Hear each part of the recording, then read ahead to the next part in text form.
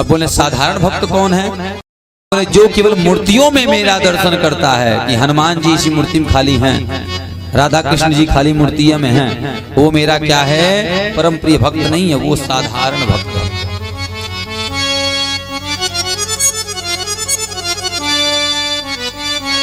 बोले प्रभु ये तो मैं समझ गया, अभी एक प्रश्न मेरे मन में और चल रहा है। मैं समझ गया कि जो आपका परम प्रिय भक्त कौन है, जो आपकी कथा नहीं सुनता उसकी गति क्या होती है, ये भी मैंने समझ लिया।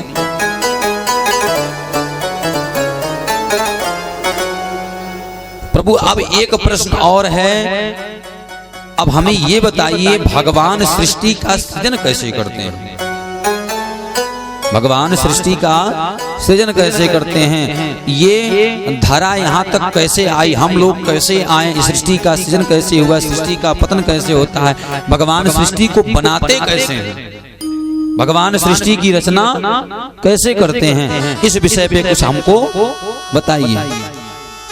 जब इस प्रकार से प्रश्न किए सुखदेव जी से राजा परीक्षित, तो भगवान कह रहे हैं कि तुरंत सुखदेव जी क्या कर रहे हैं, अपने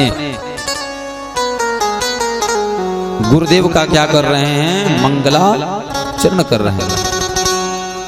यत कीर्तनम यस्मरणं यदीक्षणं यद्वद्वनं यश्रवणं यदर्हणं लोकास्य सद्यो विधनो तु कलमसं तस्मै सुभद्र श्रवसे नमो नमः। सुखदेव जी के गुरु कौन है? सुखदेव जी का कोई गुरु नहीं है। सुखदेव जी के गुरु ही साक्षात परब्रह्म परमात्मा ही। सुखदेव कौन है? सुखदेव साक्षात परब्रह्म ही सुखदेव है। और सुखदेव जी के शिष्य कौन है? सूत जी महाराज।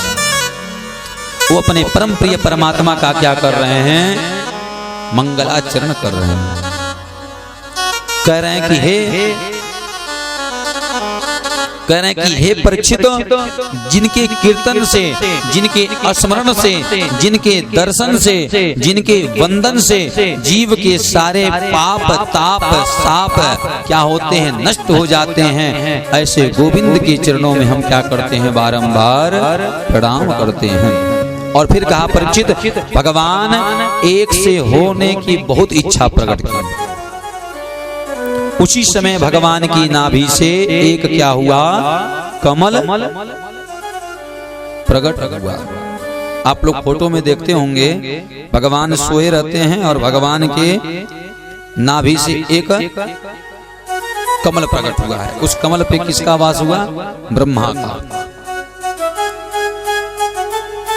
और ब्रह्मा जी ने चारों दिशाओं में देखने की कोशिश की। पूरब पश्चिम उत्तर दक्षिण 4 दिशा हैं। चारों दिशाओं में ब्रह्मा जी ने देखने का प्रयत्न किया कि मैं कौन हूं, मैं कहां से आया और मेरा जन्मदाता है कौन। ब्रह्मा जी विचार कर रहे हैं, लेकिन ब्रह्मा जी को कुछ नहीं पता चल रहा है कि मेरा जन्मदाता कौन है।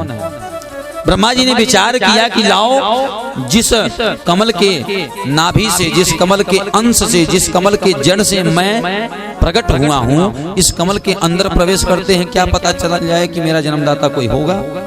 ब्रह्मा जी महाराज अंदर प्रवेश कर गए कमल के द्वारा जो जड़ है। लेकिन भगवान की लीला ऐसी है कि ब्रह्मा जी हजारों वर्ष तक घूमते रह गए, लेकिन ब्रह्मा जी को पता नहीं चला कि मेरा जन्मदाता है कौन। फिर महाराज उतर आकर बैठ गए। अब ब्रह्मा जी बार विचार करने लगे कि मैं हूं कौन, मेरा जन्मदाता है कौन। तुरंत उन्हें एक शब्द सुनाई दिया। क्या सुनाई दिया? हे ब्रह्मदेव, अगर तुम जानना चाहते हो कि तुम्हारा जन्मदाता कौन है, तो तुम क्या करो? दिव्य 100 वर्ष तक तप करो। क्या करो? तप करो। जब तप में तुम परीक्षा में पास हो जाओगे, तब तुम्हें बताया जाएगा कि तुम्हारा जन्मदाता है कौन। ब्रह्मा जी ने दिव्य 100 वर्ष तक क्या किया? तप किया।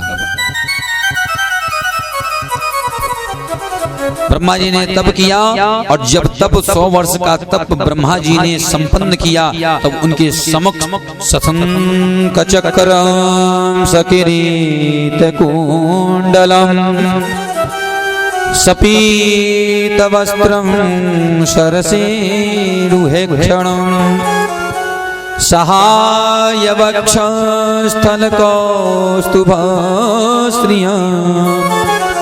नमामि विष्णुं शिरसा चतुर्भुजं सशंख चक्रम सगरीत कुंडलम। भगवान शंख चक्र गदा पद्म धारण किए हुए भगवान चतुर्भुज रूप में भगवान क्या हो गए, ब्रह्मा जी के सामने प्रकट हो गए। बोले हे ब्रह्मदेव, तुम्हारा जन्मदाता कोई और नहीं, मैं ही हूं। मैं ही तुम्हारा जन्मदाता, मैं ही तुम्हारा जगत पिता हूं, मैंने ही तुम्हें प्रकट किया है। बोले हे पिता, आपने तो प्रकट किया, लेकिन ये बता दीजिए, अब तो मैं जान गया कि आप ही मेरे जन्मदाता हैं, लेकिन मेरा कर्म क्या है, मैं किस लिए प्रकट हुआ हूं, मेरा उद्देश्य क्या है, इसे आप बताएं। मेरा जन्म आपने क्यों किया? भगवान बोल रहे हैं कि हे परमपिता परमात्मा ब्रह्म, तुम्हें सृष्टि का सृजन करना। सृजन मतलब सृष्टि को जन्म देना। जैसे कि माँ अपने बच्चे को जन्म देती है, उसी प्रकार तुम्हें सृष्टि को जन्म देना है। ब्रह्मा जी बोले प्रभु मैं तो जन्म दूंगा, लेकिन अगर कहीं मुझे मोह माया हो गई तब, कोई बच्चे हमारी बात नहीं माने तब मैं क्या करूंगा?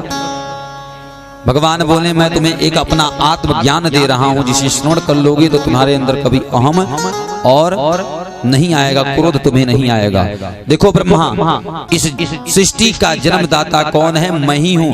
जो कुछ भी अंश बचता है, जब सृष्टि का प्रलय हो जाता है, सृष्टि खत्म हो जाती है, और जो भी अंग बचता है, जो भी संख्या बचता है, वो कौन है? मैं हूँ। अहमेवाच समे साग्रे नान्यद यत सतपरम पश्चादहम यदे तच्च यो वशिष्येत सूक्ष्महम्। हे ब्रह्मदेव, इस सृष्टि का जो भी कण, जब सृष्टि का प्रलय हो जाता है, सृष्टि पलट जाती है, सृष्टि जब नाश हो जाती है, सारे प्राणी का नाश हो जाता है, और सृष्टि का जो भी अंग बचता है वो कौन है? मैं हूँ। उसी अंग से मैं क्या करता हूँ फिर? और अंगों में परिवर्तित हो जाता हूँ, फिर सृष्टि खिल जाती है। इस प्रकार से भगवान ने क्या किया? ब्रह्मा जी को ज्ञान दिया। अब यही प्रश्न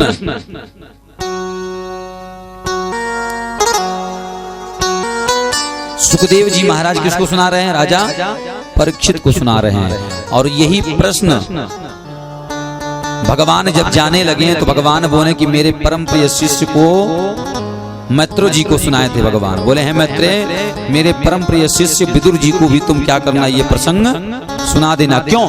क्योंकि विदुर जी, शास्त्र कहता है कि जब जब रावण ने क्या किया, विभीषण को त्यागा ना, तो उसका नाश हुआ कि नहीं हुआ? और हस्तिनापुर में भी यही हाल हुआ। हस्तिनापुर का नाश क्यों हुआ? कौरवों का नाश क्यों हुआ? विदुर जी क्या थे? विदुर जी ज्ञानी थे, मंत्री थे, जो कहते थे विदुर जी वही कार्य होता था उस राज्य में। एक समय की बात है, विदुर जी का चरित्र। विदुर जी बैठे थे, धृतराष्ट्र बैठे थे, दुर्योधन भी बैठा था। विदुर जी ने धृतराष्ट्र कहा है, धृतराष्ट्र जी महाराज, आपके द्वारा आपका पुत्र क्या कर रहा है? नाना प्रकार के कुकर्म कर रहा है, पाप कर रहा है, और आप हैं कि जो जगत जो पिता होकर के बालक को, अपने पुत्र को नहीं रोक रहे हैं। अगर आप अपने इस पुत्र को नहीं रोके तो इसी पुत्र के चलते आपका सर्वस्व धन दौलत क्या होगा? विनाश हो जाएगा। इसलिए मेरी बात मानो, अभी भी इसे समझाओ। इस प्रकार से जब विदुर जी ने धृतराष्ट्र से बोला, धृतराष्ट्र कुछ बोलते ही नहीं। दुर्योधन सुना विदुर जी के इस वाणी को, बोला अरे विदुर, मेरी ही रोटी खा करके, मेरे ही रोटी पे पल करके मेरे पिता को भड़का रहा है मेरे प्रति, चला जा यहाँ से। विदुर जी को जब इस प्रकार से वाणी बोला दुर्योधन, तो विदुर जी बोले अरे दुर्योधन, तू मुझे क्या निकालेगा? मैं ही खुद ही तेरे घर को छोड़ करके जा रहा हूँ। और विदुर जी उसी समय क्या हो गए? गांडीव रखें, वस्त्र शस्त्र को रखें, और विदुर जी छोड़ करके भगवान के परम धाम, भगवान के चारों धाम का दर्शन करने के लिए निकल पड़े। और किसी ने कहा भी रामचरितमानस में, असे कहीं चला विभीषण जबहि, असे कहीं चला विभीषण जबहि, असे कहीं चला विभीषण जबहि, असे कहीं चला विभीषण जबहि, आयुहीन भये सब तबहि, आयुहीन भये सब तबहि, आयुहीन भये सब तबहि। अस कहीं चला विभीषण जबहि, रावण ने विभीषण को त्यागा ना कि मेरी रोटी खा करके मुझे ही भड़का रहा है और उस शत्रु राम का नाम ले रहा है, हाँ? चला जाए इस राज से। विभीषण ने लंका को त्यागा तो रावण का क्या हाल हुआ? सारा राजपाट खत्म हुआ नहीं? यहाँ भी वही हाल हुआ। जब दुर्योधन ने निष्कासित किया और विदुर जी ने छोड़ा तो महाराज महाभारत के युद्ध में कौरवों की हाल क्या हुई? सारे खत्म हो गए। भगवान जब जाने लगे तो मित्रों को बोल दिए कि मित्रों विदुर जी को हमारे यही कथा तुम भी सुना देना, क्योंकि विदुर मेरे बिना नहीं रह पाएगा, क्योंकि मेरा बड़ा प्रिय भक्त है वो, और उसे दुख होगा जब उसे पता चलेगा कि मैं चला गया। इसलिए तुम ये ज्ञान उसे सिखा देना, मेरे चरित्रों को सुना देना, उसको सुनने मात्र से वो क्या होगा, थोड़ा समझ जाएगा और मेरे न रहने की शक्ति को समझ सकता है और जीवन अच्छे से जी लेगा। इधर उद्धव जी महाराज जा रहे हैं तो विदुर जी का भेंट हुआ। विदुर जी का जब भेंट हुआ नगर में तीर्थ स्थल पे गंगा के तट पे भेंट हुआ और उद्धव जी को जब विदुर जी ने देखा, बोला रे विदुर जी, विदुर जी बोले रे उद्धव जी, और उद्धव जी बोले रे विदुर जी इधर कहाँ? उद्धव जी बोले आप कहाँ महाराज, आपको तो भगवान के साथ रहना चाहिए, हमने सुना है कि आप भगवान के बड़े शुभ चिंतक हैं और आप भगवान के साथ भी इस समय नहीं हैं, क्या बात है? मेरे केशव कन्हैया हैं कहाँ? जरा उनके बारे में बताइए। उद्धव जी बताना नहीं चाहते हैं कि बताएंगे तो विदुर जी भगवान के सहन को नहीं सह सकते हैं, भगवान चले गए हैं, भगवान के त्याग की शक्ति को नहीं सुन पाएंगे। लेकिन बाद में उद्धव जी ने क्या किया कि हे विदुर जी, जिस केशव कन्हैया की कृपा से आप थे वो केशव कन्हैया अब हम सभी को छोड़ करके अपने परम वैकुंठ चले गए हैं। बोले भगवान बिना बताए, मेरा केशव बिना बताए मुझे मेरे छोड़ पीछे चले गए, ऐसा कैसे हो सकता है? बिल्कुल नहीं हो सकता है। रोने लगे। उद्धव जी ने तुरंत कहा, विदुर जी ने बोला अच्छा मेरी बात छोड़ी, मैं तो सहन शक्ति कर लूंगा, लेकिन आप तो भगवान के बड़े शुभचिंतक थे, कृष्ण के, भगवान नारायण के, आप कैसे रह रहे हैं? उद्धव जी ने कहा कि भगवान ने अपने आत्म का ज्ञान हमें कराया, इसलिए हम अभी भगवान के आत्म को सह ले रहे हैं। बोले तो वो आत्मज्ञान हमें भी सिखा दीजिए। बोले वो आत्मज्ञान हम आपको नहीं सिखाएंगे, भगवान ने आपके लिए मैत्री जी को सुना दिया है आत्मज्ञान, और आपको मैत्री मुनि ही क्या करेंगे, आपको भगवान का आत्मज्ञान सिखाएंगे। फिर वही आत्मज्ञान मैत्री जी क्या कर रहे हैं, विदुर जी को सृष्टि के विषय के बारे में, भगवान की कथा के बारे में श्रवण करा रहे हैं।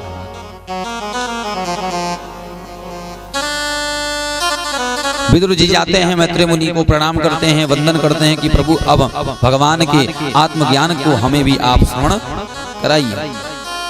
तब कहते हैं कि हे विदुर जी अब ध्यान पूर्वक सुनो।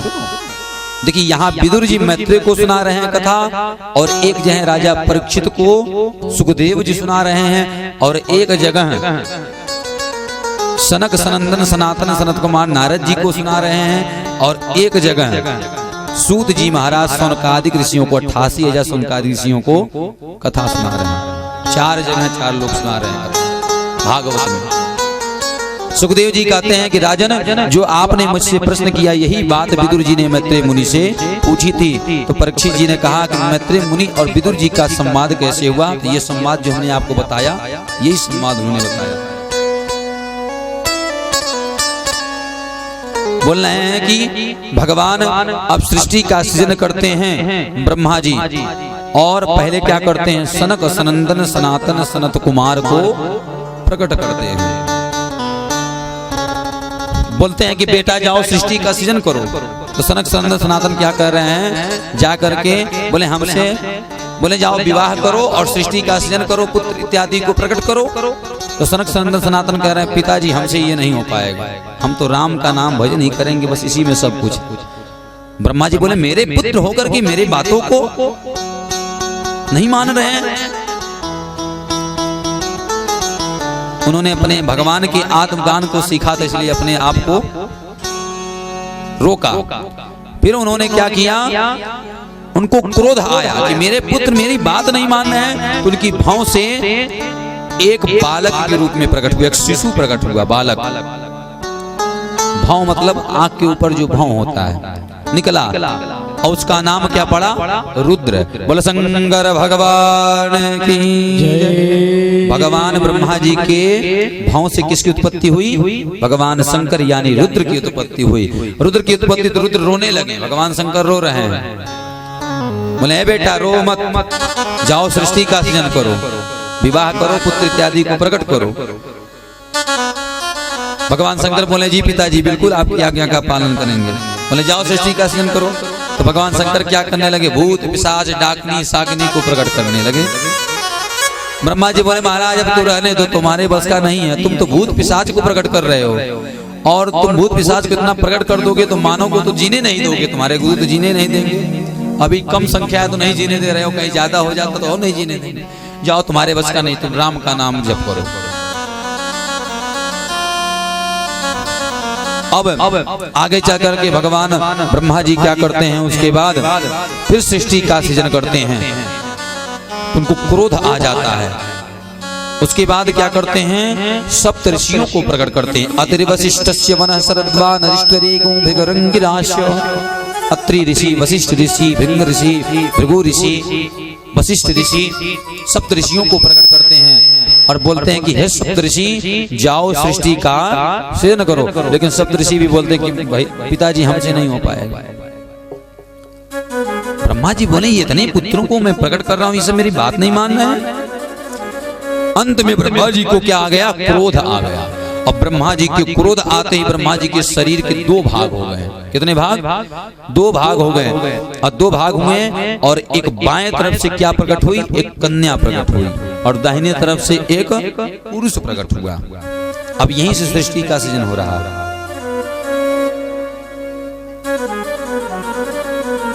बाएं तरफ से जो स्त्री प्रकट हुई ब्रह्मा जी के शरीर से, उस स्त्री का नाम है सतरूपा, और जो दाहिनी तरफ से पुरुष प्रकट हुए उनका नाम है मनु। मनु सतरूपा ही हमारे पिता हैं, अगर हम माने तो हम उन्हीं के संतान हैं। हमारा एक ही गोत्र है, कश्यप। जब बोलते हैं ना पंडित जी लोग संकल्प में कि अगर नाम गोत्र नहीं मालूम हो जिसको, अपना गांव ना गोत्र ना मालूम हो, कश्यप गोत्र ले ले। अब गोत्र वंशावली जब ऋषि हुए, अत्रि ऋषि हुए, वशिष्ठ ऋषि हुए, भरद्वाज ऋषि हुए, सांडिल्य ऋषि हुए, तब जाके सबका गोत्र ऋषि के द्वारा प्रवर्तित हो गए। तो पहले गोत्र सबका एक ही था। मनु सतरूपा प्रकट हुई। भगवान बोले ब्रह्मा जी की जाओ बेटी बेटा जाओ सृष्टि का सृजन करो।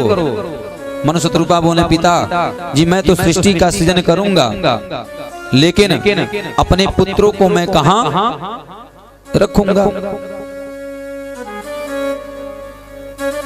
सृष्टि का सृजन हम करेंगे, लेकिन अपने पुत्रों को रखेंगे कहां, क्योंकि सारा धरा जो है, जो पृथ्वी है, जिस पृथ्वी पे घर बनाएंगे, बच्चे हमारे रहेंगे, खाएंगे पिएंगे, पुत्रों को प्रकट करेंगे, वो पृथ्वी तो जल में मग्न है।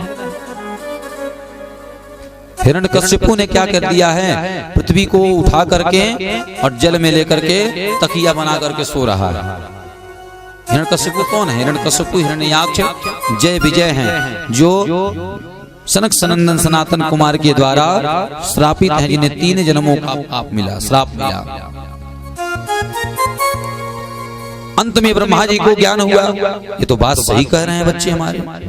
तुरंत ब्रह्मा जी की नासिका से क्या हुआ, बाराह भगवान का अवतार हुआ। बोल बाराह भगवान की जय। भगवान बाराह ने अवतार लिया और बाराह भगवान तुरंत क्या हुए, जल में प्रवेश किए और बाराह भगवान ने तुरंत क्या किया, हिरण्यकश्यप से पृथ्वी को छीना और पृथ्वी को ले जाकर के जल पे स्थापित, धरती से जल से ऊपर धरती पे स्थापित करने जा रहे हैं। तो हिरण्यकश्यप कह रहा, अरे कौन है तू, मुझसे पृथ्वी छीन करके ले जा रहा है और तनिक बोल भी नहीं रहा। भगवान बोला अभी बताएंगे कि हम कौन है, भी नहीं बोलेंगे, पहले काम अपना कर लें तब। हिरण्यकश्यप खोज रहा, लेकिन भगवान देखते देखते अंतर ध्यान हो गए। हिरण्यकश्यप खोजते खोजते जल के रास्ते वरुण लोक में पहुंचा। वरुण लोक में पहुंचा तो वरुण जी महाराज बैठे हैं। बोले महाराज आओ, दो हाथी हो जाए, बढ़िया से लड़ लिया जाए, बढ़िया से। बहुत दिन हो गया, हमारे अंदर शक्ति भी बहुत ज्यादा है और कोई मिला नहीं ऐसा कि लड़ ले, मेरा शक्ति थोड़ा क्षीण हो जाए।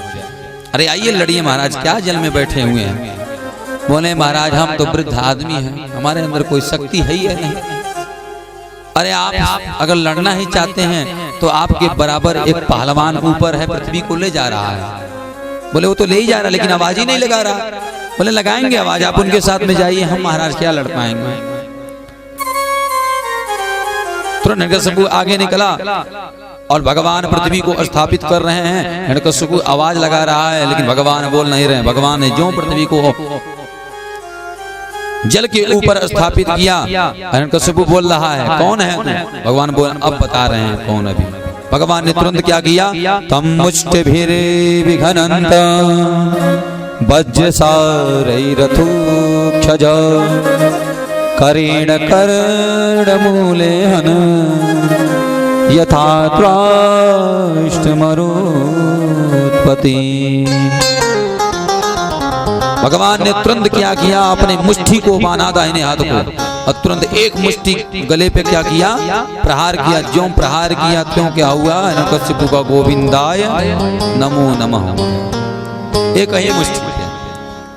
देवता लोग भगवान की दिव्य स्तुति करने लगे, जय हो प्रभु आपकी जय हो। बड़ा पापी था महाराज, जीने नहीं दे रहा था, एकदम मारा था, एकदम हम लोगों को तबाह कर रखा था। बहुत अच्छा किया आपने, से मृत्यु दंड दिया। भगवान ने इस प्रकार से क्या किया, हिरण्यकश्यप का गोविंदाय नमो नमः भगवान ने किया। अब ब्रह्मा जी ने सृष्टि का विस्तार करने के लिए आगे बढ़े और मन शत्रुपा के 5 संतान प्रकट हुए। कितने? 5 संतान हुए, जिनके 5 संतान में से 3 बेटी और 2 पुत्र हुए। बेटी का नाम है आकुति, देवहूति, प्रसूति और पुत्र कौन है, उत्तानपाद, प्रिय, व्रत।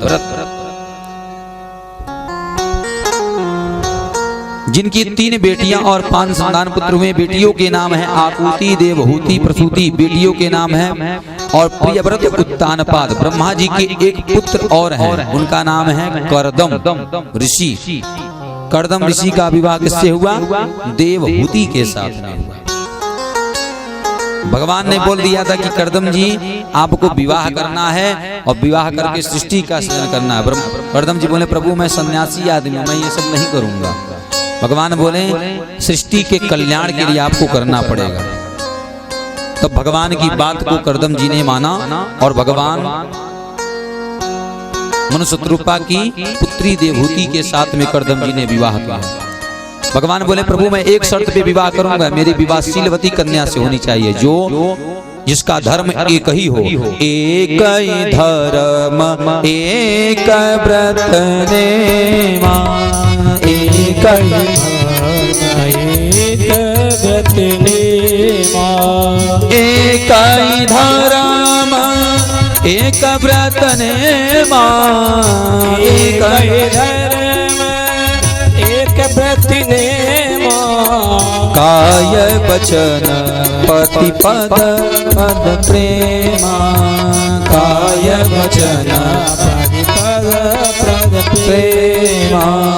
एक ही धर्म एक व्रत नेमा, काय वचन पति पद प्रेमा। हम उस कन्या से विवाह करना चाहते हैं जिस स्त्री का धर्म क्या होता है, रामचरितमानस में कहा गया स्त्री का एक ही धर्म है। क्या धर्म है, जो वैवाहिक हो गई है। एक ही धर्म एक व्रत नेमा, स्त्री का एक ही धर्म है, एक ही व्रत है। क्या है, काय वचन पति पद प्रेम। पति के चरण में ही सारे जीवन को व्यतीत कर दे, पति के सेवा में ही सारा जीवन व्यतीत कर दे, वही पति का सबसे बड़ा धर्म, पत्नी का सबसे बड़ा धर्म, सबसे बड़ा व्रत है। आप कुछ भी धर्म व्रत मत करो, केवल पति का श्रृंगार करो, पति का सेवा करो, पति के चरण की सेवा करो, पति की सेवा करो, पति के जीवन में सारे जीवन को व्यतीत कर दो। उससे बढ़कर के आपका कोई धर्म नहीं है। ये रामचरितमानस में गोस्वामी तुलसी करदम जी बोले मैं इसी कन्या से विवाह करना चाहता हूँ। बोले अवश्य होगा। तो देवहूति के साथ हुआ। बोले कन्या से तो मैं विवाह करूंगा, लेकिन जो कन्या से मेरा विवाह होगा उस कन्या के गर्भ से भगवान आपको स्वयं आना पड़ेगा। तब भगवान वही क्या होता है, करदम जी का देवहूति के साथ में विवाह होता है और देवहूति के गर्भ से क्या भगवान अवतरित होते हैं और देवहूति के समक्ष भगवान क्या हुए, पुत्र के रूप में कपिल देव भगवान प्रकट हुए। बोला कपिल भगवान की जय। भगवान कपिल देव प्रकट हुए और माता देवहूति पति जी के करदम जी के सेवा में इतना निरंतर लग गई महाराज कि जीवन पर्यंत श्रृंगार क्या होता है, भोजन क्या होता है, पुत्रों का प्रेम क्या होता है, उनको तनिक नहीं दिखाई दे रहा है। करदम जी सन्यासी के जीवन में तप में लग गए और उनके सेवा में, उनके पैर दबाने में उन्होंने अपने सारे जीवन को क्या किया, पति के सेवा में ही व्यतीत कर दिया। अंत में सेवा करते करते करते करते पति की सेवा करते करते वो वृद्ध हो गई। करदम जी का जब तप खुला तो करदम जी देख रहे हैं कि महाराज अभी भी पैर, हाथ पैर, गोड़ दबा रही हैं। भगवान बोले करदम जी कि देवी ये तुम क्या कर रही हो? तुमने सारा जीवन तुमने न खाया न पिया, तुमने अपना सारा जीवन मेरे सेवा में व्यतीत कर दिया। मैं तुमसे प्रसन्न हूं, वरदान मांगो, मैं तुम्हें कुछ देना चाहता हूं। देवती माँ क्या कह रही है कि हे प्रभु आप मुझे कुछ मत दीजिए, तो मेरा धर्म है, पत्नी का धर्म होता है पति का सेवा करना। मैंने क्या किया है? मैंने कुछ नहीं किया, आपका सेवा किया है। अगर आपको खुशी है, कुछ देना ही चाहते हैं तो जो आपकी इच्छा हो दे दीजिए। करदम जी महाराज भाई ज्ञानी थे, तपस्वी थे। उन्होंने अपने दिव्य शक्ति के द्वारा क्या किए, एक रथ का क्या किए, आविष्कार किए। उड़ने वाला रथ, बढ़िया आविष्कार किए। रथ में बैठाया विमान में और विमान में बिठा करके एक सरोवर में ले गए। वो सरोवर जानते हैं कैसा है? वृद्ध हो गई थी, 80-90 साल की देवहूति माँ। लेकिन जो ही सरोवर में करदम जी ने स्नान कराया और जो सरोवर से वो बाहर निकली तो एक 16 साल की कन्या के रूप में देवहूति माँ प्रवर्तित हो गई। इतना तप का आशीर्वाद। भगवान बोले अब हमारा काम हो गया, मैंने बेटे को भी जन्म दे दिया, शादी भी कर लिया। लेकिन भगवान करदम जी का माया नहीं रह गया, तो उनके घर 7 स्त्री हुई। ब्रह्मा जी आए, अब ब्रह्मा जी 7 करदम जी के 7 पुत्रियां थी। अब ब्रह्मा जी के 7 पुत्र ब्रह्मा जी ने प्रकट किया था सप्तऋषियों को। भगवान ने सप्तऋषियों को लेकर के आया और ब्रह्मा जी बोले कि हे करदम हमारे 7 में 7 पुत्र हैं और तुम्हारे घर में 7 कन्याएं हैं। वर भी ढूंढने की कोई आवश्यकता नहीं है, तुम्हें भी कन्या के लिए वर ढूंढने की आवश्यकता नहीं है और मुझे भी वर के लिए कन्या ढूंढने की आवश्यकता नहीं है। अब एक काम करो, 7 हमारे पुत्र भी हैं, 7 तुम्हारी बेटियां हैं, इनसे क्या करो तुम विवाह करो। ये तो भगवान की लीला है, सृष्टि का सृजन करना। भगवान ने क्या किया, ब्रह्मा जी अपने सप्तऋषियों का विवाह करदम जी के पुत्रियों से विवाह करके विवाह संपन्न किया।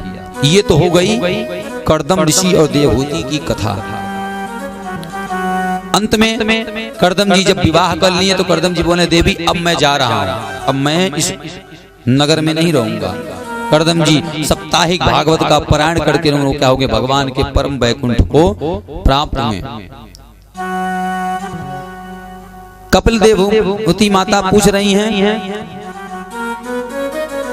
कपिल भगवान से, देवहूति माता की हे कपिल मैं जानती हूं कि तू साधारण नहीं है, तू साक्षात ब्रह्म के रूप में ही प्रवर्तित हुआ है और क्या कह रही हैं? कह रही बेटा मैं जानती हूँ कि तू भगवान है, परब्रह्म है, इसलिए मैं तेरे शरण में आई हूँ। मैंने जीवन के सारे दुख को सह लिया है, सारे सुख को पा लिया है, सारे धन वैभव को पा लिया है, पुत्र पौत्र पत्रादि लड़कियों का विवाह इत्यादि हर माया को मैंने पाया, लेकिन मेरा मन जो है भी नो इतना सारा हो गया, विवाह इत्यादि सब कुछ मैंने उपभोग भी किया, लेकिन अभी भी मेरा मन नहीं मान रहा, भर नहीं रहा है। अभी माया क्या कर रही है? मुझे छोड़ नहीं रही है। बेटा मैं तेरे शरण में आई हूँ, इस माया से तू क्या कर, मुझे हटा और भगवान के परम वैकुंठ की प्राप्ति कराने का कोई साधन बता। क्या कह रही हैं? तुष्टो हमद्य तव मानवविमान दाया शुश्रूषया परमया परया च भक्त्या यो देहनाममयमती वसृस्त्वदेहो नावेक्षुत समुचित छपितम मदर्थे। देवती माता करें कि जो आपको उत्तम लगे माया से हटने का साधन, कोई ऐसा साधन बताइए और ताकि उससे मेरा क्या हो, कल्याण हो। भगवान कपिल देव कह रहे हैं, माता ने पूछा कि बेटा माया से रसिक होने का कोई साधन बताओ। कि मैं पहला नंबर तो ये बताओ कि माया से व्यक्ति हटे कैसे, क्योंकि किसी ने कहा भी है सबकी ममता ताग बटोरी मम पद मनहि बाधवर डोरी। ये ममता जो है ना, ममता माया किसी को छोड़ने वाली नहीं है। मैं ऊब गई हूँ हर वस्तु से, इसलिए तुम इस ममता से मुझे हटा करके, माया से हटा करके अपनी शरणागति लगाओ। देवती माता ने पूछा बेटा मन को पहले नंबर कैसे हटाएं? भगवान बोले मैया मन को हटाने के लिए सबसे पहले व्यक्ति को मेरा क्या करना चाहिए? निष्काम भक्ति करनी चाहिए और भगवान का भजन करना चाहिए। भजन ऐसा साधन है जो माया से क्या करता है, हटा देता है। मैया पूछी बेटा ये तो हो गया माया से हट गया, तुम्हारे भक्त कितने प्रकार के होते हैं? कपिल भगवान ने कहा कि मैया मेरे भक्त दो प्रकार के होते हैं। यहाँ वही चरित्र चल रहा है, दो प्रकार के होते हैं, एक साधारण होता है, एक उत्तम होता है। जो हर प्राणी के अंदर परमात्मा को देखता है, मुझे देखता है, वो मेरा प्रिय भक्त है। और जो मूर्तियों में केवल मुझे देखता है, वो मेरा क्या है, असाधारण भक्त है। मैया बोली बेटा जो तुम्हारी भक्ति नहीं करता उसकी क्या गति होती है, ये बता दो। भगवान ने कहा माता जो मेरी भक्ति नहीं करता, जो मेरी पूजा नहीं करता, जो जिह्वा राम का नाम नहीं लेता, देहगे में आसक्त होकर अपने आप को, अपने सारे शरीर को, अपने सारे धन के वैभव के चक्कर में अपने पूरे जीवन को व्यतीत कर देता है, जो मानो वो 28 प्रकार के नरकों में क्या किया जाता है, डाला जाता है। बोले बेटा जो तुम्हारी भक्ति नहीं करता यम उसकी क्या गति हो? यम के दूत जब आते हैं ले जाते हैं तो बोले मैया जो मेरी भक्ति नहीं करता, जो व्यक्ति कभी राम का नाम नहीं लेता, उसकी गति क्या होती? यम के दूत आते हैं और रस्सियों में बांध करके अपने जकड़ करके खींच के लेके जाते हैं और जलती हुई रेत में बालुओं में क्या करते, उसे घसीटते हुए ले जाते हैं और जलती हुई अग्नि में उसे तपाया जाता है और पीछे से कूड़े बरसाया जाता है। जो राम का नाम कभी नहीं लेता उसके साथ ये गति होती है। बोले बेटा और क्या होती है? बोले गिद्ध पशु पक्षी क्या करते हैं, उसके शरीर को काटते हैं। जैसे समोसा छाना जाता है ना, उसी प्रकार उस शरीर को तेल में, जलते हुए तेल में छाना जाता है। और कपड़ा जैसे माताएं धुलती हैं तो मलती हैं ना, उसी प्रकार मल करके सारे पापों को निकाला जाता है। जब इस प्रकार से कपिल भगवान ने माता देवती को सुनाया, बोले बेटा इतनी गति होती है? बोले माँ ये तो भी कम है, अभी पाप को धुला जा रहा है। उसके बाद क्या होता है?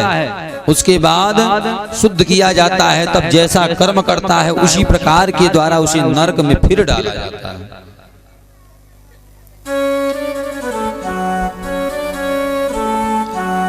भक्ति महारानी को कपिल भगवान ने इस प्रकार से ज्ञान दिया और इस ज्ञान को पाकर के भक्ति महारानी बोली बेटा अब क्या करना चाहिए? बोले माँ एक ही साधन है, भगवान का नाम करो, इसी से तुम्हारा उद्धार होने वाला है। माता देवहूति ने क्या किया? भगवान के नाम का गुणगान किया और वो भी क्या हो गई? देखते ही देखती भगवान के भजन का भाव करते हुए जल मग्न हो गए, जल में वो भी मग्न हो गई और उनका भी उद्धार। अब इधर ये तो कथा हो गई कपिल देवहूति का संवाद।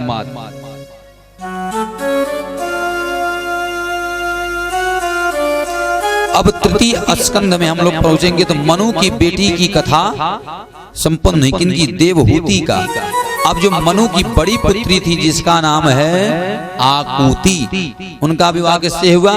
रुच प्रजापति के साथ हुआ, जिनके घर यज्ञ नारायण भगवान प्रकट हुए। बोले यज्ञ नारायण भगवान की जय। जिनकी पत्नी कौन है? दक्षिणा। इसीलिए कहा गया है यज्ञ से पत्नी दक्षिणा। यज्ञ नारायण भगवान की पत्नी कौन है? दक्षिणा। इसलिए पंडित जी जब पूजा कराते कहते दक्षिणा चढ़ाइए तो यजमान जी लोग क्या कहते हैं? अरे महाराज बड़ा दक्षिणा चढ़ाओ। हाँ नहीं, यज्ञ की पत्नी ही दक्षिणा है। ये प्रकार का ये यज्ञ हो रहा है। ऐसा कोई साधन, ऐसा कोई वेदी, ऐसा कोई नहीं है कि जो आपके इस घर में, जहाँ यादव जी के घर हो रहा है पूजा, सारे देवता नहीं है, सारे देवताओं का आगमन इनके घर हुआ है। इसलिए क्यों कहा जा रहा है सकल लोक जग पावनी गंगा, सारे तीर्थ इनके घर आ चुके हैं। यज्ञ मतलब होता है यज्ञ में यज्ञ बना दिया जाता है, लेकिन यज्ञ में जितनी वेदियां बनती हैं, जितने देवताओं को बुलाया जाता है, सारे देवता भी यहाँ पर भागवत कथा में पूजन में आए हैं। तो यज्ञ के साथ में कौन प्रकट हुई? उनकी पत्नी दक्षिणा प्रकट हुई। और मनु की जो सबसे छोटी बेटी हैं उनका नाम क्या है? प्रसूति। जिनका विवाह किसके साथ हुआ?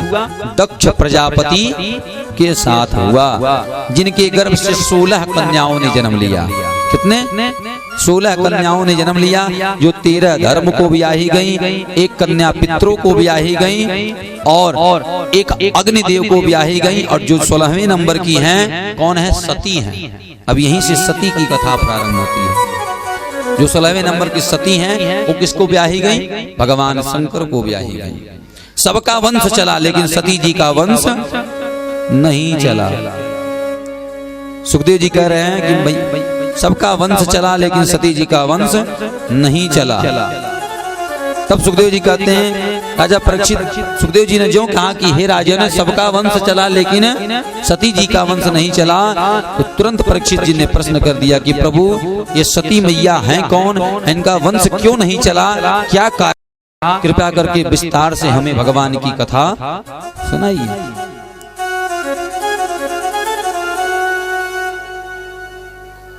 आइए एक भगवान का भजन सुनते हैं, उसके बाद भगवान की कथा में प्रवेश करते हैं। सभी लोग प्रेम से भाव से गाएंगे और कहेंगे बलबाल कृष्ण लाल की जय। देना हो तो दीजिए जन्म जन्म का साथ, देना हो तो दीजिए जन्म जन्म का साथ, देना हो तो दीजिए जन्म जन्म का साथ, देना हो तो दीजिए जन्म जन्म का साथ। मेरे सर पे रख दो बाबा, मेरे सर पे रख दो बाबा, मेरे सर पे रख बनवारी, मेरे सर पे रख बनवारी, अपने ये दोनों हाथ, देना हो तो दीजिए जन्म जन्म का साथ, देना हो तो। सभी लोग गाएंगे प्रेम से, तालियों को बजाते हुए और प्रेम से भाव से। बाके बिहारी लाल की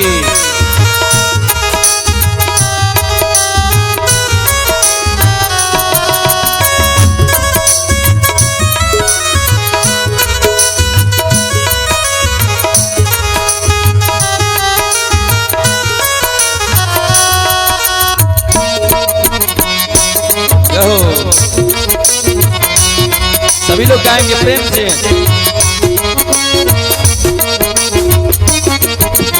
देने वाले श्याम प्रभु तो अन धन दौलत क्या मांगे। देने वाले श्याम प्रभु तो अन धन दौलत क्या मांगे। देने वाले श्याम प्रभु तो अन धन दौलत क्या मांगे। देने वाले श्याम प्रभु तो अन धन दौलत क्या मांगे। देने वाले श्याम प्रभु तो अन धन दौलत क्या मांगे।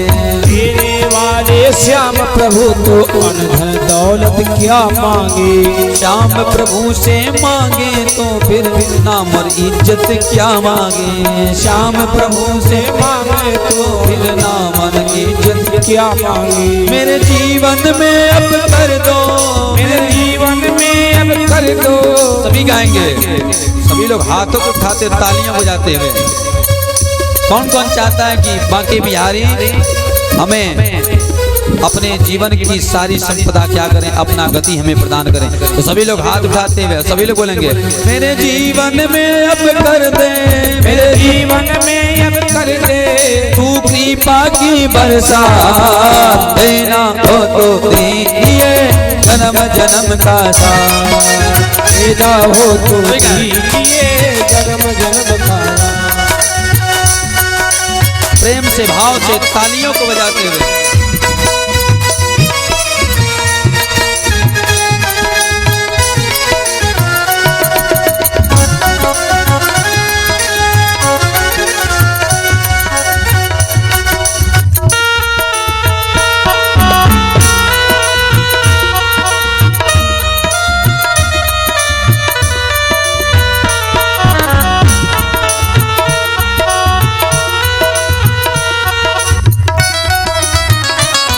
सभी गाएंगे प्रेम से।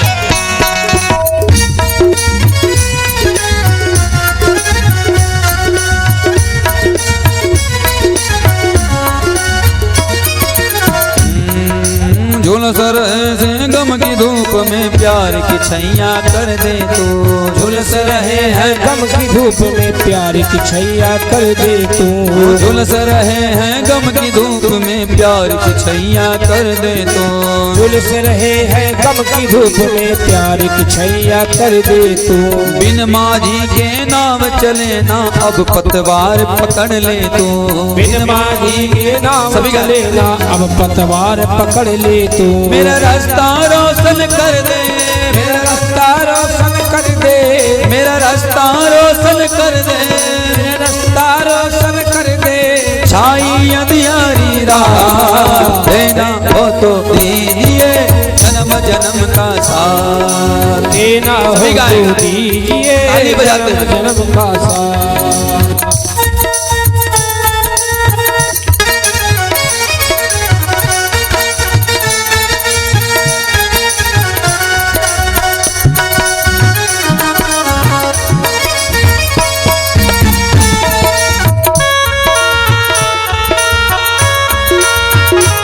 सभी गाएंगे प्रेम से भाव से।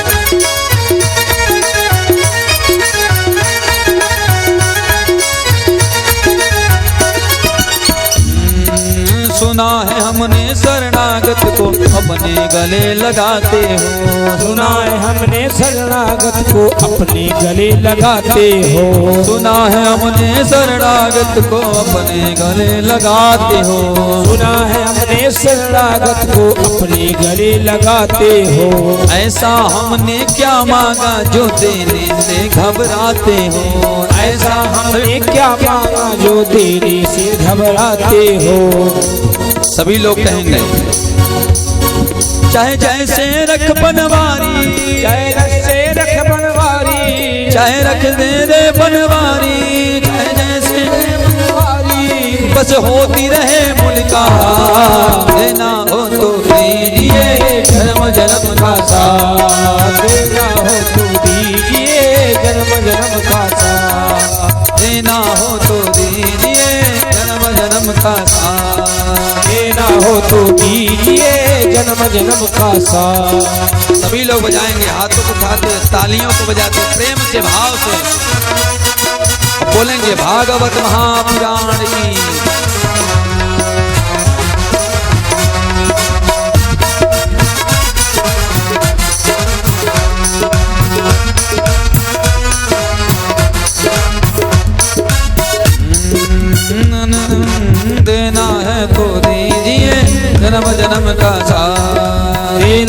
तो दीजिए जन्म जन्म का साथ, देना हो तो दीजिए जन्म जन्म का साथ, देना हो तो दीजिए जन्म जन्म का साथ, देना हो तो दीजिए जन्म जन्म का साथ, देना हो तो दीजिए जन्म जन्म का साथ, देना हो तो दीजिए जन्म जन्म का साथ।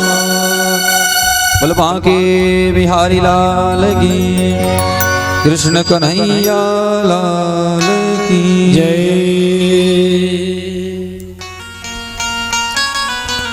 भगवान से यही भाव होना चाहिए कि चाहे जैसे रख बनवारी बस होती रहे मुलाकात, आपका केवल दर्शन होता रहे और हमें कुछ नहीं चाहिए, आपके चतुर्भुज रूप का दर्शन होता रहे, बस यही सबसे बड़ा धन हमारे लिए है। बोले महाराज तो ये सबका वंश चला लेकिन सती मैया का वंश नहीं चला, यहीं से क्या होती है, सती की कथा प्रारंभ होती है।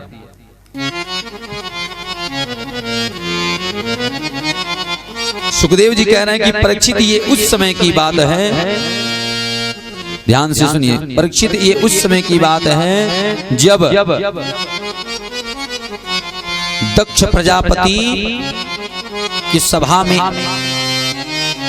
एक आयोजन हुआ और दक्ष प्रजापति की सभा में सारे देवी देवता आए हुए हैं, उसमें ब्रह्मा आए हैं, विष्णु आए हैं, रुद्र आए हैं, देव मुनि गंधर्व सभी आए हैं दक्ष प्रजापति के नगर में, प्रभा में, राज्य में। अब भाई दक्ष प्रजापति राजा है तो राजा के सम्मान में तो सबको खड़ा होना पड़ेगा, ये अधिकार है हर व्यक्ति का। सब बैठे हुए हैं दक्ष प्रजापति के सभा में और दक्ष प्रजापति क्या हो रहा है, नगर में प्रवेश कर रहा है अपने राजा अपने सिंहासन की ओर। सब दक्ष प्रजापति के सम्मान में सारे देवी देवता क्या हो गए, खड़े हो गए, भाई राजा आ रहा है सम्मान करो। लेकिन भगवान शंकर क्या हुए महाराज, बैठे के बैठे रह गए, तनिक भी न सर उठाए न टस से मत से हुए। बोले ससुर जी हैं, हम क्यों उठे, पांव पूजे हैं, हाँ हमारा सम्मान करें। जब सारे देवी देवता दक्ष प्रजापति के सम्मान में उठ गए, लेकिन जब क्या नाम है भगवान शंकर नहीं उठे तो दक्ष प्रजापति सिंहासन पर बैठा और सिंहासन पर बैठ करके तुरंत भगवान शंकर को निशाना साधा।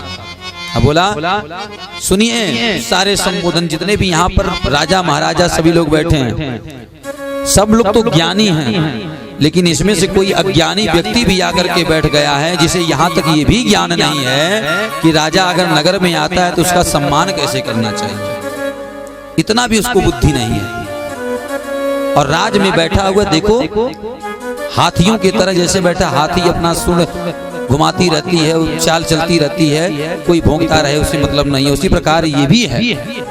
इसे यहाँ तक भी ज्ञात नहीं कि राजा अगर आए तो कैसे उसके सम्मान में खड़ा होना चाहिए।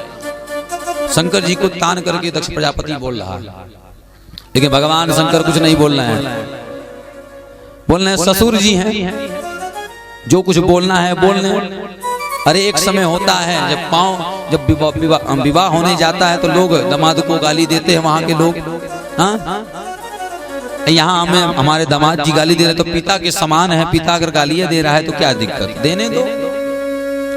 भगवान शंकर के अनुसार भगवान शंकर की जैसा करुणावत्सल कोई है ही भी नहीं। दक्ष प्रजापति बहुत भला बुरा बोला, इतनी बात बोल रहे हैं भला बुरा, लेकिन दक्ष प्रजापति बोल रहे हैं लेकिन भगवान शंकर को कोई असर नहीं पड़ रहा है, बोलना है बोलते रहिए।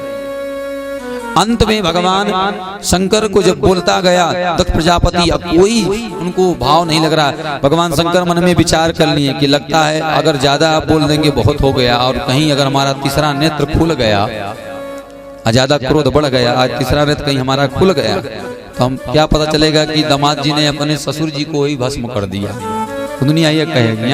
तो इससे अच्छा अभी यही बहादुरी बनता है, दिमाग दाग लगता है कि सबसे पहले यहीं से यहाँ से हट करके निकल चलो। भगवान शंकर तुरंत वहां से उठे और कैलाश की तरफ चले गए। अब वहां पर नंदी जी भी थे, नंदी जी के गण भी थे, सारे ऋषि महात्मा बैठे थे। दक्ष प्रजापति जब भगवान शंकर चले गए और कुछ नहीं बोले, तभी भी दक्ष प्रजापति का क्रोध शांत नहीं हो रहा है, भला बुरा बोल रहा है। जब भला बुरा भगवान शंकर के जाने के बावजूद भी बोलने लगा तो नंदी जी को नहीं रहा गया। नंदी जी बोले, अरे दक्ष प्रजापति बहुत बकरे की तरह में कर रहा है, कभी से देख रहा हूँ बहुत तुम्हारे प्रभु को बोल रहा, मैं कुछ नहीं बोल रहा हूँ, बकरे की तरह में कर रहा। जा मैं भी श्राप देता हूँ तुझे। तू श्राप दे रहा क्या? देता हूँ कि तेरा सर क्या हो जाए, बकरे का हो जाए। जब इस प्रकार से श्राप दिए बकरे का सर हो जाए, नंदी जी तो दक्ष प्रजापति ने श्राप दे दिया कि जा मैं भी श्राप देता हूं कि शंकर जी के जितने भी गण हैं वो क्या हो जाए, पाखंडी हो जाए। अब महाराज यहाँ पर सभा बैठा था, प्रेम समारोह बैठा था, यहाँ पर श्राप समारोह हो गया। एक दूसरे के लोग क्या करने लगे, श्राप देने लगे। भगवान शंकर को भी श्राप दिया दक्ष प्रजापति की मैं श्राप देता हूं शंकर तुझे, जा तुझे कभी यज्ञ में कभी स्थान न मिले। जब श्राप दे दिए, अब क्या हुआ, जब महाराज वहां पर सभा बैठा था लोगों के कल्याण के लिए, वहां पर एक दूसरे को व्यक्ति श्राप देने लगे। श्राप समारोह जब बन गया तो वहां पर दुर्वासा ऋषि बैठे थे। महाराज ने सोचा कि लगता है अब कल्याण होने वाला नहीं है, तो उन्होंने क्या किया, उनको भी क्रोध आया। उन्होंने क्या किया, तुरंत अपने अंश से एक बाल निकाला। अब बाल निकाल से गण को प्रकट किया, बोला ये लगता नंदी के भगवान शंकर के गण मारने वाले नहीं है, ऐसे इनको खदेड़ना ही पड़ेगा। तुरंत अपने अंश से अपने ऋषियों को प्रकट किया और दिव्य तपस्वी थे वो सब। अब बोला जाओ इन गणों को मारो, खदेड़ो। तुरंत भगवान ऋषि के जो गण निकले मारने लगे, पीटने लगे, और पीट करके क्या किया, भगवान शंकर के गण को भगा दिया। सभी भगवान शंकर के शरण में गए। इधर भगवान शंकर क्या हुए, अपने बात को ध्यान नहीं दे रहे हैं। भगवान शंकर क्या हो गए, अपने समाधि में लग गए।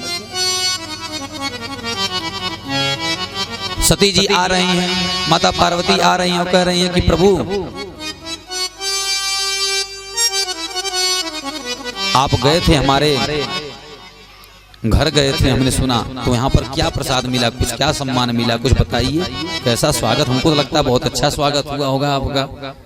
बोले देवी ऐसा मत कहवाइए मुख से, क्या स्वागत हुआ, जैसा स्वागत हुआ है अगर बता दूंगा तो मामला आगे बढ़ ही जाएगा। अरे बहुत अच्छा स्वागत किए हैं, वो तो भगवान ही जानता है कि कितना स्वागत हमारा आपके पिताजी किए हैं। भगवान शंकर बात को टाल करके भगवान शंकर सभा में लग गए, अपने अखंड समाधि में लग गए, माता सती उनके सेवा में लग गई। कुछ समय बाद लेकिन अभी भी दक्ष प्रजापति का क्रोध नहीं शांत हो रहा है। फिर उसने दोबारा क्या किया, फिर यज्ञ का आयोजन किया और उस यज्ञ में सारे देवी देवताओं को बुलाया, लेकिन भगवान शंकर को निमंत्रण नहीं दिया। सारे देवी देवता आकाश मार्ग से जा रहे हैं। और माताओं का एक लक्षण होता है कि माताओं अगर किसी के घर जाती हैं, उन्हें अगर पता चल जाता है कि फलाने भैया, फलाने घर वाले मेहरारू के या फलाने भैया के निमंत्रण फलाने भैया नाई दहन है, तो जलाने के लिए वो क्या करती हैं, आगे बढ़ने लगती हैं। अरे देवी सहेली फलाने घर नौता आयल बा, निमंत्रण आयल बा, तो कि नहीं चलेगा का? तो लक्ष्मी जी सारे देवताओं की जो पत्नियां आकाश मार्ग से जा रही हैं, कैलाश मार्ग से होकर के, तो माता सती के पास पहुंची, बोली देवी अरे तुम्हें नहीं चलना है? बोली कहां पर? अरे तुम्हें पता ही नहीं है, तुम्हारे पिता इतना विशाल यज्ञ कर रहे हैं और तुम्हें निमंत्रण नहीं दिए हैं। अब माता सती क्या बोले कि मेरे पिता मुझे निमंत्रण नहीं दिए हैं? बोलेंगे भी तो बेइज्जती होगा कि मेरे पिता जो स्वयं होकर के मुझे निमंत्रण नहीं दिए, लोग क्या कहेंगे। उन्होंने बोला कि आप लोग चलिए, हम पीछे से आते हैं। कोई बेटी नहीं चाहेगी कि मेरे पिता का सम्मान घटे। सारे देवी देवता चले गए। माता सती भगवान शंकर के समाधि का इंतजार कर रहे कि कब महाराज जी का समाधि खुले तो कब इनसे आर्डर लें और फिर हम भी चलें। भगवान शंकर का समाधि खुला कुछ दिन बाद, तो पूछ रही हैं कि हे प्रभु, और अरे हमारे पिता सुने हैं कि बहुत भव्य यज्ञ कर रहे हैं, आप भी चलिए। भगवान शंकर बोले देवी जहां पर मेरा सम्मान न होता हो, जहां पर मेरा निमंत्रण न हो, उस जगह नहीं जाना चाहिए।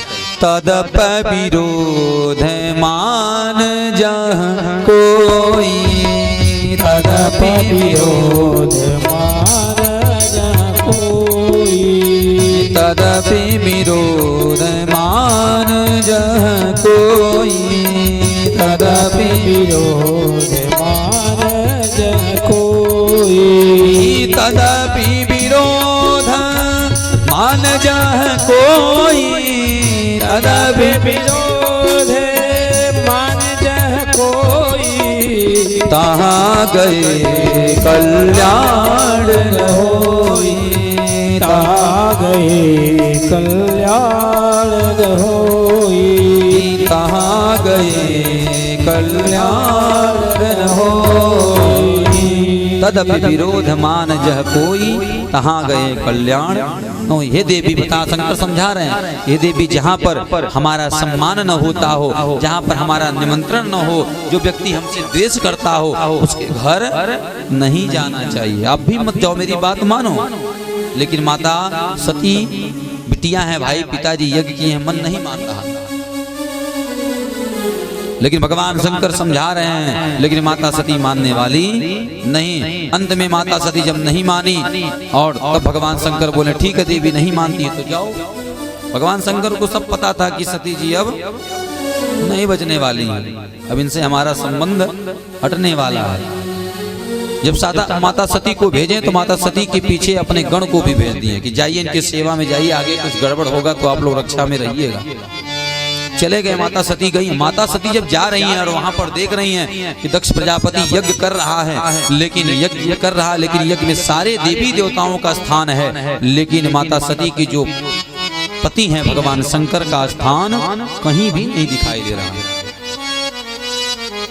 माता सती ने जब इस प्रकार से देखा कि सारे देवताओं का स्थान है, मेरे पति का स्थान नहीं है, तो वो स्त्री कैसी हो सकती है जो अपने पति का अपमान जहाँ पर सुने और वो मुख लेकर के अपने पति के सामने जाए। माता सती ऐसी थी, बोली मैं कौन सा मुख लेकर के जाऊंगी अपने पति के पास। अगर पूछेंगे कि क्या सम्मान मेरा हो रहा था, मेरी चर्चा क्या हो रही थी, तो मैं उनके सामने क्या जवाब दूंगा, क्या दूंगी? यही जवाब दूंगी कि आपका सम्मान मान है, आपका बुराई हो रहा है। मैं वैसी स्त्री होकर के मैं उनके सामने कैसी जाऊंगी, इस मुख को लेकर के कैसी जाऊंगी? ये तो मेरा पति का, मेरे पतिव्रता का अपमान होगा। किसी को न सहन होने के कारण वो क्या करनी, अपने पिता के द्वारा किए हुए यज्ञ में उन्होंने क्या किया, अपने शरीर को आत्मदाह कर लिया। जब आत्मदाह कर लिया, उन्होंने बोला भी कि यहाँ पर जितने भी देवी देवता हैं, जितने भी देवी देवताओं ने हमारे पति का असम्मान किया है, अपमान को सुना है और उनके साथ में नहीं खड़ा हुआ है, उन सभी को उसका फल अवश्य मिलेगा, ये मेरा श्राप है। माता सती इस प्रकार से कह करके मेरे पिता भी इसका फल अवश्य प्राप्त करेंगे। यही कहते हुए माता सती ने क्या किया, अपने पिता के यज्ञ में अपने शरीर को खत्म कर लिया।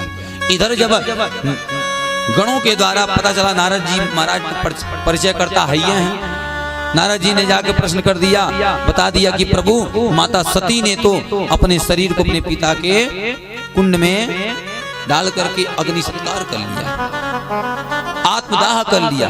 भगवान शंकर महाराज इतना प्रेम करते थे माता सती से, भगवान शंकर के जैसा प्रेम करने वाला भी कोई नहीं है, बहुत प्रेम करते थे महाराज। जब उन्होंने सुना कि माता मेरी अर्धाग्नि ने अपने शरीर को आत्मदाह कर लिया, उनसे रहा नहीं गया, तुरंत माता सती के पास गए। माता सती के शरीर को उठा करके अपने शरीर के ऊपर अंग पर रख लिया और अंग पर शरीर के ऊपर रख करके उनके शरीर को क्या करने लगे, दसों दिशाओं में घूमने लगे, कंधे पर रख करके। माता सती के मुर्दे शरीर को भी नहीं छोड़ रहे और सती सती करके विलाप कर रहे हैं भगवान शंकर।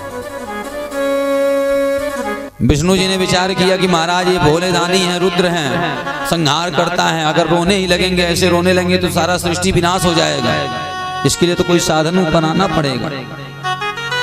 विष्णु जी ने तुरंत अपने चक्र को निकाला और चक्र निकाल करके विष्णु जी ने क्या किया, माता सती के सारे शरीर को क्या किया, अपने चक्र से काटते चले गए पीछे से। माता सती के जहां जहां शरीर के एक एक अंग गिरे, शास्त्र में वर्णन आता है कि वहां वहां शक्ति पीठ हो गए। 64 जगह शक्ति पीठ हुआ माता जी का, 64 जगह सती जी का शरीर गिरा और 64 जगह शक्ति पीठ हो गए। उसके बाद भगवान शंकर को क्रोध आया और भगवान शंकर ने तुरंत क्या किया, अपने जटा से एक बाल निकाला और भूमि पर फेंका और तुरंत वीरभद्र क्या हुए, प्रकट हुए। वीरभद्र भगवान की, वीरभद्र प्रकट हुए, बोले हे वीरभद्र जाओ दक्ष के साथ में दक्ष के सारे यज्ञ को क्या करो, भस्म कर दो, नष्ट कर दो।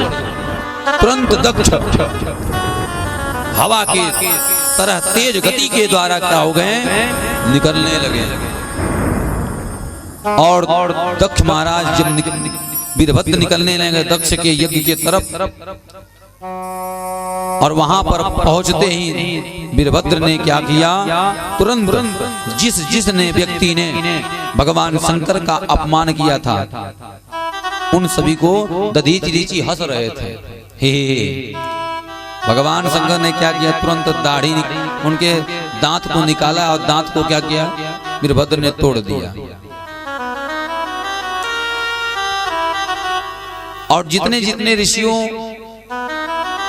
जो उनका अपमान कर रहे थे उनको वीरभद्र ने क्या किया, विशेष फल देकर के उन्हें उनका कल्याण किया बढ़िया से। अब आगे की तरफ बढ़े। नंदी जी ने श्राप दे ही दिया था कि बहुत बकरे की तरह में कर रहे हो, बकरे का सर हो जाए। तुरंत वीरभद्र निकले और कहां, दक्ष प्रजापति के पास, और तुरंत दक्ष को क्या किए, अपने अस्त्र से क्या किए, दक्ष के सर को धड़ से मारकर शस्त्र से अलग कर दिए और अलग किए। तुरंत दक्ष का सर क्या हुआ, ओम दक्षाय स्वाहा, दक्ष का सर क्या हुआ, उसी कुंड में स्वाहा हो गया।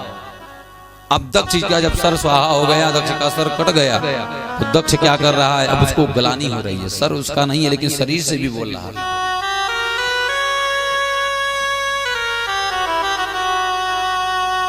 बोले महाराज उसके बाद जब वीरभद्र ने दक्ष को सजा दिया और उसी समय क्या हुए, यज्ञ नारायण भगवान उसी यज्ञ से क्या हुए, प्रकट हो गए और दक्ष को समझा रहे हैं, अहम ब्रह्मास्मि सर्वस्य जगतः कारणं परम् आत्मवेश्वर उपदृष्टा स्वयं दृग विभीषणः।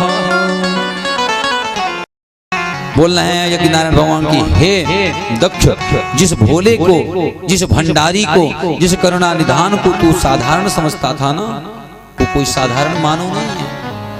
तू उन्हें दामाद समझता, तेरा दामाद है, लेकिन वो सारे जगत के दाता हैं। ब्रह्मा और विष्णु महेश में कोई अनेक नहीं है। अगर ब्रह्मा विष्णु को तू बुलाया, रुद्र को नहीं बुलाया, तो ब्रह्मा विष्णु भी तेरे घर नहीं आएंगे, क्योंकि ये त्रिदेव एक दूसरे के क्या हैं, पूरक हैं। भगवान शंकर ही ब्रह्मा है, भगवान शंकर ही विष्णु है। यही जगत की रचना पालन करता है और उन्हीं को तूने भला बुरा कहा।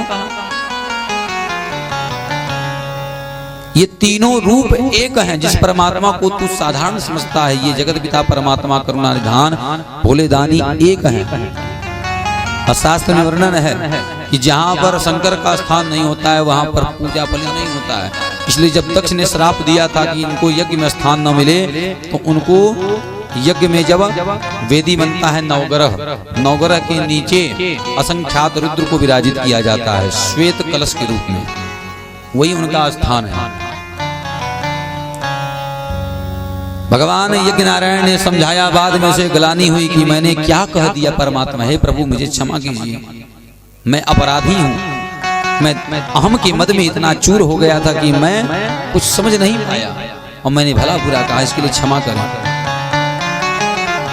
अब नंदी जी ने तो श्राप दिया था कि बकरे का सर हो जाए, बोले महाराज अब क्या किया जाए, जब गलानी कर रहे हैं। तुरंत बकरे का सर लाया गया और बकरे का सर लगाया गया। बाद में दक्ष को जीवित किया गया। यही सती महारानी जब शरीर को त्यागी, फिर अंत में इनका क्या हुआ, हिमाचल राजा के घर पार्वती के रूप में ये प्रकट हुई, जन्म ली। और फिर दोबारा भगवान शंकर का विवाह हिमाचल के राजा की पुत्री के रूप में पार्वती से इनका विवाह हुआ। ये है सती का चरित्र। सती मैया ने एक बार प्रश्न किया। प्रश्न ये किया, महाराज ये बताइए, आप नहीं मरते हैं और हम क्यों मरते हैं? ये माताओं के ऊपर डिपेंड ज्यादा बात है, जो माताएं के ऊपर डिपेंड है ये बात। सती माता ने प्रश्न किया कि भोले दानी ये बताइए, जब आप मेरे पति हैं, हाँ, तो जब आप नहीं मरते हैं तो मुझे भी नहीं मरना चाहिए, तो मैं क्यों बार बार जन्म लेती हूँ? एक बार नारद जी महाराज आकर के बात फैलाकर चले गए। बोले मैया आप कहती हो कि माता भगवान शंकर आपसे बड़ा प्रेम करते हैं। बोले हाँ प्रेम तो करते हैं, क्यों नहीं प्रेम करते हैं? बोले हमको तो नहीं लगता है कि प्रेम उरम करते हैं। बोले क्यों? क्या आपको पुत्र ऐसी लग रही है कि हमसे प्रेम आपके पिता नहीं करते हैं? बोले हमें लगता है। क्या तुमने कभी एक प्रश्न किया उनसे, ये जो मुंडों की माला पहने रहते हैं गले में, ये किसका माला पहने हैं? बोले हाँ नारद जी, ये तो तुमने बड़ा सुंदर प्रश्न कहा, ये तो मैंने कभी जीवन पर्यंत नहीं पूछा। आने दो, आज उनसे हम पूछते हैं। नारद जी महाराज आग लगा करके चले गए। अब नारद जी महाराज जा रहे हैं तो भगवान शंकर देख के सामने बोले नारद जी महाराज। बोले प्रभु दंडवत। बोले हाँ महाराज, जब आप आ गए तो आग लगा के चले गई होंगे, अब तो संभालना वाला काम हमको करना ही पड़ेगा। जा करके देख रहे हैं तो माता सती क्या कर रही हैं, सारे श्रृंगार को निकाल करके और कूप भवन में जा करके बैठ गए। माताओं का भी ये हाल है, अगर पति जी कोई काम नहीं करेंगे पूर्ण ना, तो पति जब आएंगे तो सारा श्रृंगार को हटाकर बैठ जाएंगे। वैसे माता पार्वती बैठ गई। बोली भगवान शंकर पूछ रहे, देवी बताओ क्या बात है, ऐसा मैंने क्या गलती कर दिया कि तुम कोप भवन में बैठी हो, रुदन कर रही हो, क्या कारण है बताओगी? माता सती कुछ नहीं बोल रही है। अंत में बार बार प्रश्न करने के बाद माता सती बोल रही है, अच्छा आप कहते हैं बहुत प्रेम करते हैं हमसे? बोले हाँ देवी प्रेम तो मैं करता, प्रेम नहीं करता तो तुमसे दुनिया में जगत प्राणी में ऐसे लोग नहीं है जो नहीं जानते हैं कि तुमसे मैं प्रेम नहीं करता। बोले नहीं आप हमसे प्रेम नहीं करते हैं। बोले देवी मैं तुमसे प्रेम अगर नहीं करता तो मैं अर्धनागेश्वर थोड़ी कहलाता, अर्धाग्नि नहीं हो। पत्नी अर्धाग्नि क्यों हो जाती है? भगवान शंकर के द्वारा ही पत्नी को अर्धाग्नि कहा गया, आधा अंश। तुमको आधा अंश अपने अंदर नहीं विराजित करता अगर मैं तुमको प्रेम नहीं करता, मैं तुमसे इतना प्रेम करता। बोले नहीं आप प्रेम नहीं करते, तो क्यों नहीं करते बताओ? बोली ये बताइए जो मुंडों की माला पहने किस सौतन का पहने हैं, किसका है? हाँ? भगवान शंकर बोले बस इतनी सी बात पे तुम नाराज हो? हाँ कहीं इतनी सी बात आपको लगता है ये इतनी बड़ी बात? बोले देवी सुनो, ये जो मुंडों की माला है ना, ये किसी और का नहीं है। जब जब तुम अपने शरीर को त्यागती हो, हमसे बिछड़ जाती हो, तो तुम्हारे प्रेम को मैं नहीं सह पाता हूँ, तुम्हारे बिना मैं नहीं रह पाता हूँ। और तुम्हारे शरीर को तो जलाया जाता है, लेकिन जो तुम्हारा मुंड है, जो तुम्हारा सर है, उसे मैं क्या करता हूँ, मुंडों की माला धारण कर लेता हूँ, ताकि तुम मेरे हृदय से हरदम लगी रहोगी, इतना प्रेम तुमसे करता हूँ। माता पार्वती ने जब इस प्रकार से सुना, बोले हे देव आप मुझसे इतना प्रेम करते हैं? बोले हाँ देवी इतना प्रेम करते हैं। फिर माता सती नाराज हो गई, बोले अभी भी प्रेम नहीं करते हैं, क्यों? बोले इसलिए प्रेम नहीं करते हैं, ये बताइए इतना प्रेम करते हैं तो मैं बार बार मरती क्यों? ऐसा कर्म कर दीजिए मैं भी जीवित रहूं, हरदम मरूं मत, अमर हो जाऊं। बोले देवी मैं अमर इसलिए हूँ क्योंकि मैंने अमर कथा सुना है, इसलिए मैं अमर हूँ। तो बोले मुझे भी वही अमर कथा सुना दीजिए ताकि मैं भी अमर हो जाऊं, दुनिया का झंझट खत्म हो जाए आने जाने का। तब वही अमर कथा भागवत ग्रंथ को क्या करते हैं, भगवान शंकर माता पार्वती सती को सुनाते हैं। लेकिन माता सती सुनाती हैं, माता सती को सुनाते हैं, लेकिन माता सती क्या होती है, सो जाती हैं कथा में। इसलिए भागवत माताओं को कथा में नींद हरदम लगता है, हाँ सो जाती है। इसलिए माता सती क्या हुई, अजर अमर नहीं हुई। ये तो हो गया सती का चरित्र। अब इन्हीं के वंश में आगे चल करके ये सती का चरित्र हो गया। अब 2 पुत्र हैं इनके, ये तो बेटियों का चरित्र हो, आकुति, देवहूति, प्रसूति का कथा हो गया। अब जो 2 बेटे हैं, एक है उत्तानपाद, एक प्रियव्रत। उत्तानपाद की कितनी रानियां हैं? 2 रानियां हैं, एक सुरुचि हैं, एक सुनीति हैं। सुरुचि का तात्पर्य यह होता है जो अपनी मनमानी करे, किसी की बात न माने, और सुनीति का तात्पर्य होता है जो सुंदर नीतियों पर चलती हो, उसी का नाम है सुनीति। सुनीति के गर्भ से जो बालक ने जन्म लिया उनका नाम क्या है? ध्रुव। और जो सुरुचि के गर्भ से बालक ने जन्म लिया है उसका नाम क्या है? उत्तम। यहां से ध्रुव की कथा प्रारंभ होती। जिन ध्रुव भगवान ने क्या किया, माता सुरुचि के एक कटुक वचन को सुन करके वो क्या हो गए? वनवास में निकल गए, और नारद जी के द्वारा उपदेश पा करके, दिव्य तपस्या करके भगवान के द्वारा क्या हो गए? 33,000 वर्ष तक क्या किए? अपने पिता के गद्दी पर राज किए, और अंत में ध्रुव तारा प्राप्त हुए, ध्रुव लोक को प्राप्त हुए। ऐसे ध्रुव निकले, और इन्हीं के वंश में, ध्रुव के वंश में चल करके राजा कौन हुए? राजा अंग हुए। राजा अंग हुए जिनके पास सब कुछ था, लेकिन उनका पुत्र था, उसका नाम है, वो भी धुंधकारी के जैसे था। जैसे धुंधकारी कर्म करता था उसी प्रकार वो भी कर्म करते थे। तो ध्रुव जी महाराज ऐसे थे जो माता ने केवल ये कहा, ध्रुव जी एक बार की बात है, ध्रुव जी अपने पिताजी के गोद में कौन खेल रहे थे? उत्तम खेल रहे थे। और उत्तम के पास ध्रुव जी वो भी सोचे कि लाओ हम भी पिता के गले में गोद में चल करके बैठे और हम भी थोड़ा रुदन करें। छोटे 5 वर्ष की अवस्था था, भाई क्या सोचेगा। ध्रुव जी पहुंच रहे हैं माता जी के, अपने पिताजी के गोद के पास, तो और तब तक सुरुचि क्या कर रही हैं? पकड़ करके नीचे धर दी। बोले इस गद्दी पे तू बैठने का अधिकारी नहीं है, इस गद्दी पर अगर बैठना चाहता है तो जा भगवान को प्रसन्न कर, और भगवान को जब प्रसन्न कर लेना, भगवान जब तेरे सामने आ जाएंगे और जब कहेंगे कि मांगो बेटा वरदान मांगो, तो तुमसे यही मांगना कि मेरा गर्भ सुरुचि माँ के गर्भ से हो। सुरुचि माँ के इस वचन को सुन करके उनको क्या हुआ? 36 कुल के थे मैं महाराज, बात लग गया। अब माता सुनीति के पास गए और माता सुनीति से कह रहे हैं कि मैया, माता सुरुचि ने हमें ऐसे ऐसे बोला है। उनकी माता बोली बेटा वो बहुत सुंदर बोली, बहुत सुंदर ये बात बोली है। वो इसलिए बोल रही है सुनीति माँ कि इसी के अनुसार क्या पता ये कुछ अच्छा कर्म कर लेगा, इसका भी उद्धार हो जाएगा। बोली माँ ये बताइए तो वो परमात्मा दिखता कैसा है कहाँ? बोले बेटा वो परमात्मा यहाँ नहीं दिखता है, वो परमात्मा वन में मिलेगा। अच्छा वन में मिलेगा, तो वन में कैसे मिलेगा? वन में बेटा बहुत तपस्या करना पड़ेगा, बहुत कष्ट करना पड़ेगा, तब परमात्मा तुमको मिलेगा। बोले ठीक मैया की एक वचन को सुनकर के सुनीति के ध्रुव क्या हो गए? 5 वर्ष का लड़का क्या जानता है, खाना पीना भी नहीं जानेगा। ध्रुव जी निकल पड़े और दिव्य तपस्या किए, और तपस्या करने के बाद भगवान चतुर्भुज रूप में प्रकट हुए और भगवान ने दर्शन दिया और ध्रुव को आशीर्वाद दिया कि हे ध्रुव जाओ, 33,000 वर्ष तक जिस गद्दी पे तुम्हारी मात में नहीं बैठने देती थी उस पे जाकर के उपभोग करो। उपभोग किए। तो कहने का तात्पर्य है कि जिस पे राम की कृपा हो जाती है। ध्रुव जी क्या जानते थे? ध्रुव जी कुछ नहीं जानते थे, ना कहीं कॉलेज गए थे, ना विद्यालय गए थे, ना स्कूल गए थे, कहीं पढ़ने भी नहीं गए थे, लेकिन सारा ज्ञान उनके अंदर आ गया।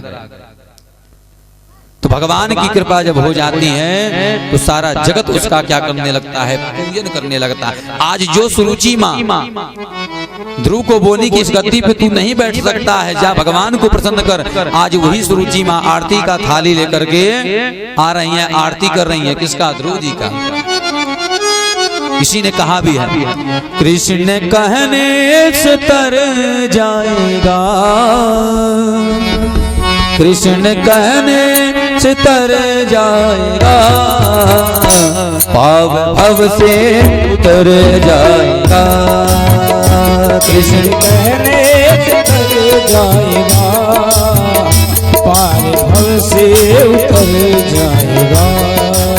हाँ कृष्ण कहने से तर जाएगा, पाव भव से उतर जाएगा।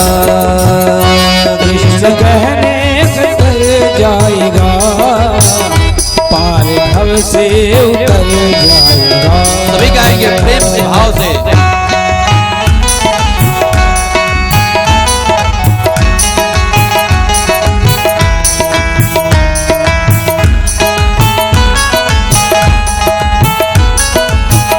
सभी गाएंगे और प्रेम से भाव से हाथों को उठाते हैं, तालियों को बजाते हुए।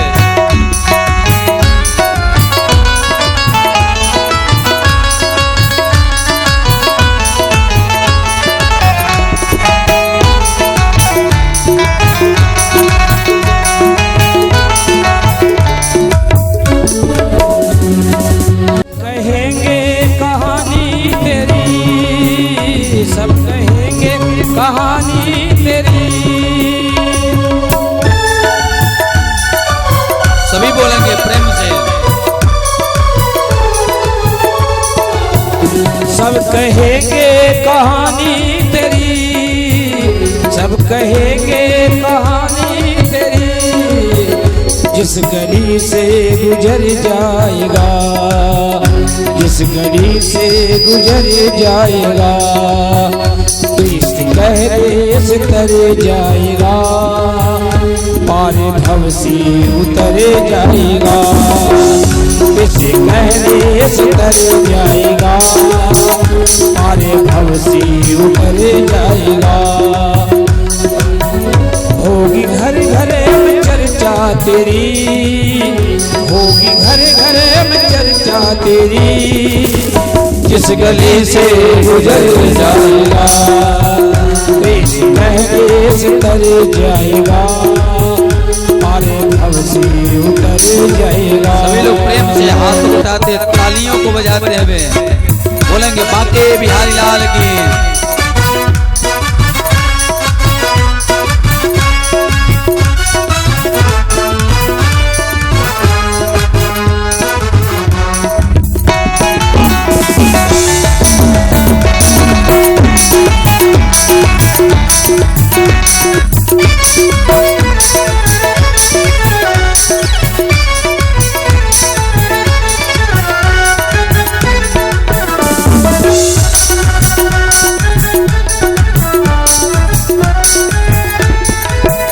बड़ी मुश्किल से नर्तन मिला, बड़ी मुश्किल से नर्तन मिला, बड़ी मुश्किल से नर्तन मिला, बड़ी मुश्किल से नर्तन मिला। क्या पता फिर किधर जाएगा, क्या पता फिर किधर जाएगा। कृष्ण कहने से तर जाएगा, कृष्ण कहने से तर जाएगा, कृष्ण कहने से तर जाएगा, कृष्ण कहने से तर जाएगा। पाव भव से उतर जाएगा, पाव भव से उतर जाएगा, पाव भव से उतर जाएगा।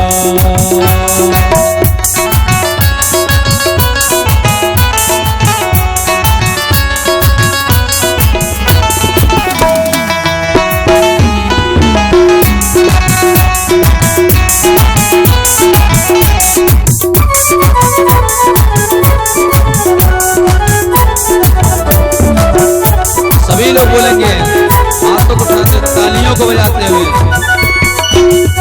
उसके आगे तू झोली फैला, उसके आगे तू झोली फैला, उसके आगे तू झोली फैला, उसके आगे तू झोली फैला।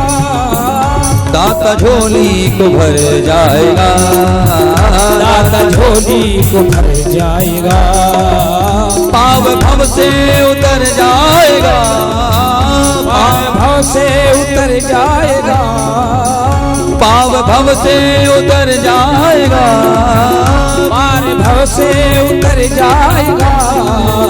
कृष्ण कहने से तर जाएगा, कृष्ण कहने से तर जाएगा, पार भव से उतर जाएगा।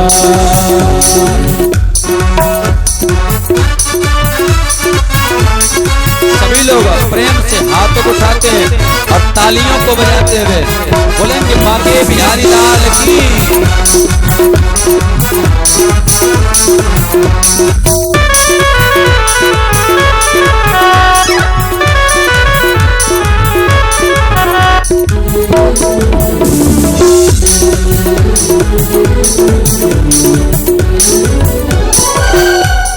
होगी हर घर में चर्चा तेरी, होगी हर घर में चर्चा तेरी, होगी हर घर में चर्चा तेरी, होगी हर घर में चर्चा तेरी। कब होगी हर घर में चर्चा, होगी हर घर में चर्चा तेरी, होगी हर घर में चर्चा तेरी। होगी हर घर में चर्चा तेरी, होगी हर घर में चर्चा तेरी। जिस गली से गुजर जाएगा, जिस गली से गुजर जाएगा, दिल कहने से तर जाएगा, कृष्ण कहने से तर जाएगा, कृष्ण कहने से तर जाएगा, कृष्ण कहने से तर जाएगा, कृष्ण कहने से तर जाएगा, कृष्ण कहने से तर जाएगा। पाव भव से उतर जाएगा, पार भव से उतर जाएगा, पार भव से उतर जाएगा।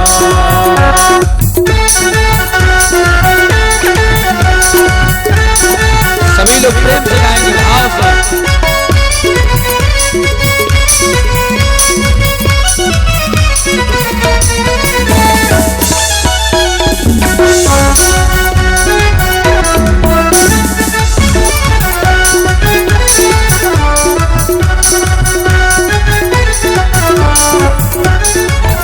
कृष्ण कहने से तर जाएगा, कृष्ण कहने से तर जाएगा, पार भाव से उतर जाएगा, पाव भाव से उतर जाएगा, कृष्ण कहने से तर जाएगा, पार भव से उतर जाएगा, पार भव से उतर जाएगा, पाव भव से उतर जाएगा,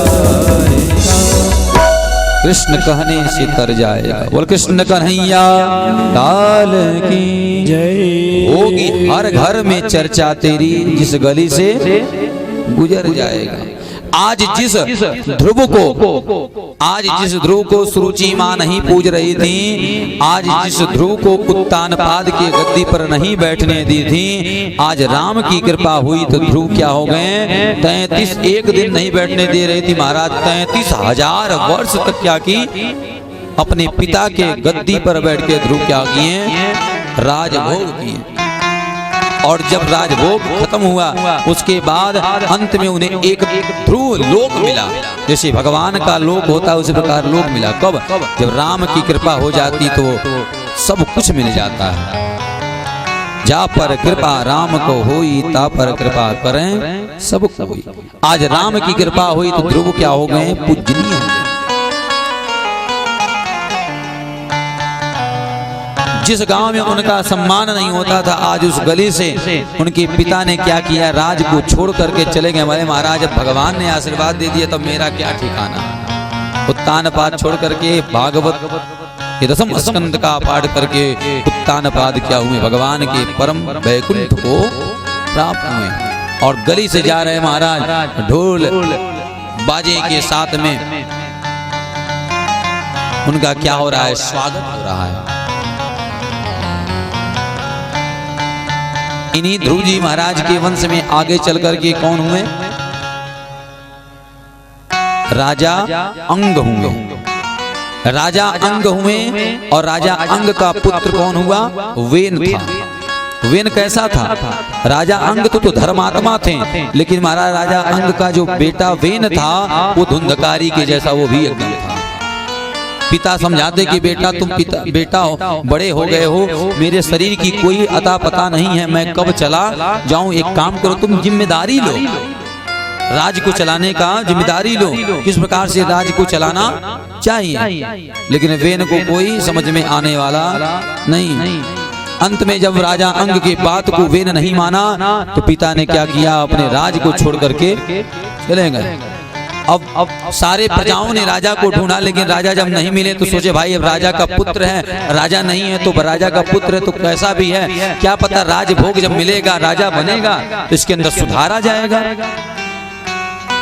चलो इसी को राजा बना दिया जाए।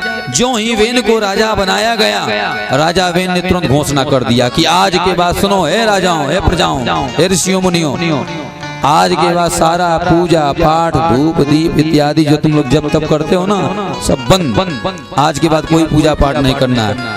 ऋषियों को टेंशन हो गया, महाराज जो हम नहीं सोचे थे वही हो गया। हमने सोचा कि राजा बनेगा, क्या पता कुछ बदलाव आ जाए, इसके अंदर बदलाव ही नहीं आया। तुरंत ऋषियों ने कहा मारो, ये कपटी है, अत्याचारी है, ये राजा के लायक नहीं है और राज पे बैठा हुआ है। और जो ऋषियों ने हुंकार केवल मारा, हुंकार मात्र से उसके अंदर इतना कंपन हुआ, डर हुआ कि सिंहासन से तुरंत गिरा नीचे, और नीचे गिरते ही इनका क्या हुआ, गोविंदाय नमो नमः। अब महाराज यहाँ पे विडंबना और हो गई, राजा का तो पता नहीं था, बेटा भी मर गया, अब राजा किसे बनाया जाए। कितना पाप कर दिया था कि पृथ्वी ने क्या किया था, अपने उपजाऊ पदार्थों को क्या किया थी, अपने अंदर समेट ली थी। सारा राज क्या हो गया था, अकाल से सूख गया। अन्न धन दौलत सोना चांदी फल वृक्ष क्या हो गए थे, खेत सब क्या हो गए थे, एकदम सूखे पड़ गए थे। भूख के मारे सारे वहां की प्रजा क्या होते हैं, राजा अंग के पाप के नाते भूखे मर रहे थे। पृथ्वी ने क्या किया, जब धर्म ही नहीं होता है तो पृथ्वी अंग को क्या करती है, पदार्थ को क्या करती है, उपजाती नहीं है। बाद में उसके शरीर का ऋषियों ने मंथन किया, मंत्रों के द्वारा। जब मंथन किया, उसके जंघा का मंथन किया तो वहां से किसकी उत्पत्ति हुई, निषीद की उत्पत्ति हुई। यहां से निषाद राज हुआ। और उसके बाद जब उसके भुजा को मंथन किया गया तो भुजा के द्वारा, भुजा का जब मंथन हुआ तो पृथु भगवान प्रकट हुए, जो अपने पत्नी अर्ची के साथ में प्रकट हुए। बोलो पृथु भगवान की जय। भगवान पृथु प्रकट हुए और अर्ची के साथ में, अर्ची उनकी पत्नी है, साक्षात जैसे लक्ष्मी नारायण क्या हुए उनके गांव में प्रकट हुए। सारे देवी देवता सारे ऋषि पृथु भगवान के शरण में चले गए। हे प्रभु अब आप आ गए, धर्मात्मा हैं, अब आप क्या कीजिए, हम लोग भूखे प्यासे मर रहे हैं। वेन इतना पाप कर दिया था कि हम लोग को अन्न उपजाऊ जल भी नहीं मिल रहा है, सारी पृथ्वी क्या हो गई, सूखी पड़ गई। अब आप आए, कुछ कृपा करें। पृथु महाराज बोल रहे हैं, महाराज अभी तक जाने नहीं कि क्या पता हम भी वेन की तरह हो जाए तब। पहले किसी के गुण को जानो कि मैं क्या कर रहा हूँ, अच्छा कर्म करूंगा तब ना आप लोग आओगे, और कहीं मैं भी वेन की तरह तुम लोगों को परेशान किया तब। बोले प्रभु ऐसे लगते तो नहीं है आप देखने में, जैसे आप कह रहे हैं पुरुष लगते हैं। जब इस प्रकार से ऋषियों ने भगवान पृथु से कहा तो पृथु ने क्या किया, गाय दोहन किया। दोहन का मतलब पृथ्वी को क्या किया, फिर पहले के जमाने में क्या था, बैल हल के द्वारा क्या किया, पृथु महाराज ने सारी पृथ्वी को जुतवाया, खाद पानी इत्यादि डलवाया। पृथ्वी क्या हो गई थी, पूरा समतल से नहीं, पूरा ऊबड़ खाबड़ पत्थरों की तरह एकदम भर गई थी कि वहां पर अन्न उपजाऊ हो ही नहीं सकती। पृथु महाराज ने तुरंत गाय की तरह उनका दोहन किया और पृथ्वी में, उस राज्य में क्या किया, हरियाली लाया। और तब जाकर के पृथु महाराज के राज्य में क्या हुआ, हरियाली आई। ऐसे पृथु महाराज थे। इन पृथु महाराज ने फिर हरियाली लाई अपनी प्रजा में। उसके बाद पृथु महाराज को सनक सनंदन सनातन कुमार आए और अपना उपदेश दिए, और जिस उपदेश को पाकर के पृथु महाराज ने भगवान का, नारायण का नाम लिया और भगवान के परम वैकुंठ को भी क्या हुए, प्राप्त हुए। ऐसे पृथु महाराज थे। तो आज की कथा यहीं पर विराम होगी, और कल की कथा इनके वंश में आगे कौन कौन से राजा हुए, इन कथाओं को आप लोगों को सुनने को मिलेगा। कल नहीं परसों भगवान का जन्मोत्सव मनाया जाएगा। कल नहीं, पंचम दिवस में भगवान का जन्मोत्सव मनाया जाएगा। अतः आप सभी लोगों को आना है भगवान के जन्मोत्सव में और अधिक से अधिक जनसंख्या में आना है। भगवान ने जो भी दिया है आपको, परमात्मा ने, उसे आपको लेकर के आना, क्योंकि कहा गया दुनिया में सबके लिए हम धन दौलत लुटाते हैं, लेकिन जो भगवान के लिए लुटाता है वही सबसे बड़ा पुण्यात्मा दानी होता है। क्योंकि भगवान के लिए, अपने पुत्रों के लिए तो हम बहुत कुछ लुटाते हैं, लेकिन जो जगत पिता परमात्मा ने जिसने आपको जन्म दिया है, इसका कथा सुनने का, इसके शरण में आने का अवसर बार बार मिलता नहीं है। किसी ने कहा भी है कि तुलसी पंछी के पिए घटे न सरितानी, दान दिए धन ना घटे जो सार। दान देने से कभी धन नहीं घटता। और संसार में यही एक साधन है, जो भगवान की आप कथा सुन ले रहे हो, जो भगवान के शरण में आप आ जाओगे, भगवान का भजन भाव कर लोगे। कलयुग में क्या है, एक साधन केवल क्या है, कलयुग केवल नाम आधारा, कलयुग केवल नाम आधारा, कलयुग केवल नाम आधारा, कलयुग केवल नाम आधारा। सुमिर सुमिर नर उतरहि पारा, सुमिर सुमिर नर उतरहि पारा, सुमिर सुमिर नर उतरहि पारा। तो कलयुग में केवल एक ही साधन है, कलयुग केवल नाम आधारा। भगवान का नाम का जितना जाप करोगे, भगवान के चरण में जितना दान कर दोगे, कहा गया शास्त्र में अपने जीवन का 10वां अंश व्यक्ति को दान अवश्य करना चाहिए। जब आप वही नहीं करते हैं तो 10 का जगह 12 भराता है। आप विचार करें, सूर्य भगवान इस जगत को कितने दिन से प्रकाशित कर रहे हैं, किए हैं कि नहीं किए हैं? हजारों करोड़ों जन्मों से सूर्य भगवान इस जगत को प्रकाशित कर दिए हैं, लेकिन सूर्य भगवान को वो बिजली बिल मांगने आए कि हम भी जगत को प्रकाशित कर रहे हैं, हम भी प्रकाश दे रहे हैं। सूर्य भगवान के प्रकाश से हम लोग क्या क्या नहीं हासिल करते हैं। सूर्य भगवान का महाराज अगर प्रकाश न हो तो अन्न पहला नंबर उपजाऊ नहीं हो पाएगा। सूर्य की किरणों के बिना अन्न क्या है, खेती क्या है, वृक्ष क्या है, बेकार है। जब तक उनका प्रकाश नहीं मिलेगा तब तक उनका कुछ ही उद्धार नहीं हो सकता है। घर में अगर आप शहरों में हैं, 1 महीने की बिजली बिल कट जाए, 1 महीने का बिजली बिल मत भरो तो बिजली कट जाएगी, जब तक भरोगे नहीं। लेकिन सूर्य भगवान आपको सारे जीवन से जगत में प्रकाशित प्रकाश दे रहे हैं। क्या कभी मांगने आए कि हमारा भी ऋण होता है? नहीं, ये हमारा कर्तव्य बनता है कि भगवान के लिए हम कुछ करें। ये हम क्या भगवान को दे सकते हैं? कुछ दे नहीं सकते हैं। लेकिन कहने का तात्पर्य यह है कि ये 2 दिन का मेला है, इस मेले को छोड़ करके जाना है। ये घर, जिस घर को आप अपना समझते हो, ये घर आपका है नहीं। इस घर को छोड़ करके जाना है। इस घर के बाद एक दूसरा घर आपका है, जहाँ से आप आए हो। यहाँ के लिए तो आप व्यवस्था कर लिए, लेकिन उस घर के लिए व्यवस्था यही भगवान का दान, भगवान का पूजन कर्तव्य ही है जो ये जाने वाला है, और कोई साधन नहीं जाने वाला। तो कहने का तात्पर्य यही है कि भगवान की भक्ति ही, भगवान का सेवा ही जाने वाला है इस संसार में साधन, और कोई वस्तु जाने वाला नहीं है। अतः आप सभी लोग बड़े भाग्यशाली हैं कि भगवान की कथा का रसपान कर रहे हैं। भगवान भी कहते कि ना हम बसती वैकुंठे, भगवान कहते मैं वैकुंठ में भी नहीं बसता हूँ। तो भक्त ने कहा कहाँ रहते हैं प्रभु? बोले जहाँ पर मेरी कथा होती वहीं पर मेरा वास है। जिस कथा को आप लोग सुन रहे, ये कथा देवताओं को भी दुर्लभ है। सुर दुर्लभ सब ग्रंथनि गावा, देवता तरसते हैं इस कथा को सुनने के लिए। कथा का मतलब क्या हुआ? कथा का मतलब जो जीवन के व्यथा को, कष्ट को दूर कर दे, वही भगवान की कथा है।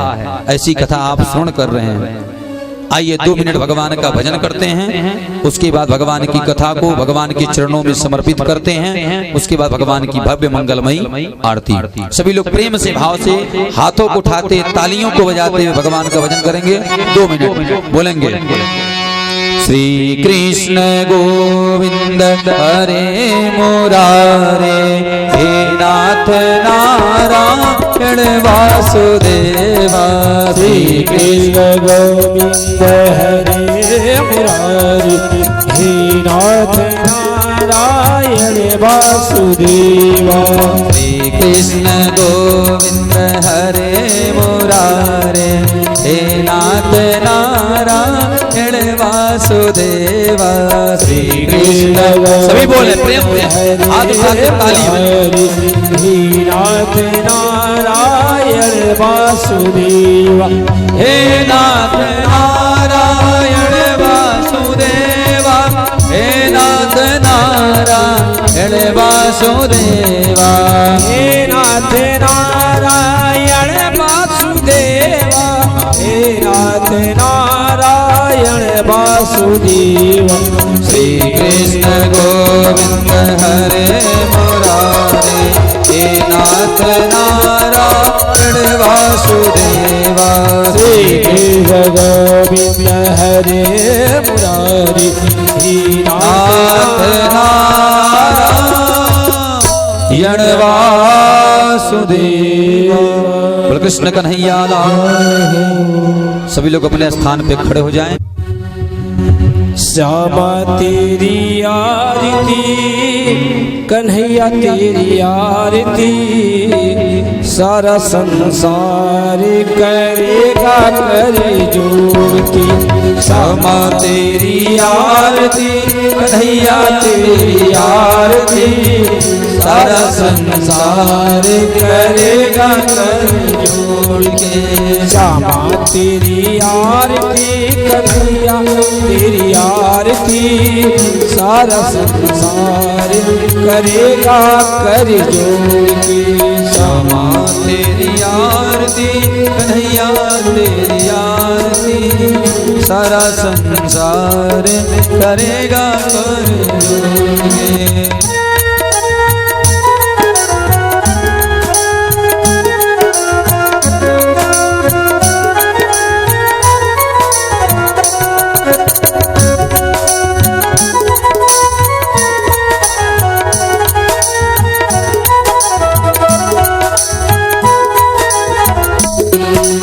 सिर पर सुहना मुकुट बिराजी। सिर पर सुहना मुकुट बिराजी। गले में बैजंती माला सारी। गले में बैजंती माला सारी। और फूलन की हार करेगा कर जोड़ के। श्यामा तेरी आरती कन्हैया तेरी आरती सारा संसार करेगा कर जोड़ के। श्यामा तेरी आरती कन्हैया तेरी आरती सारा संसार करेगा कर जोड़ के।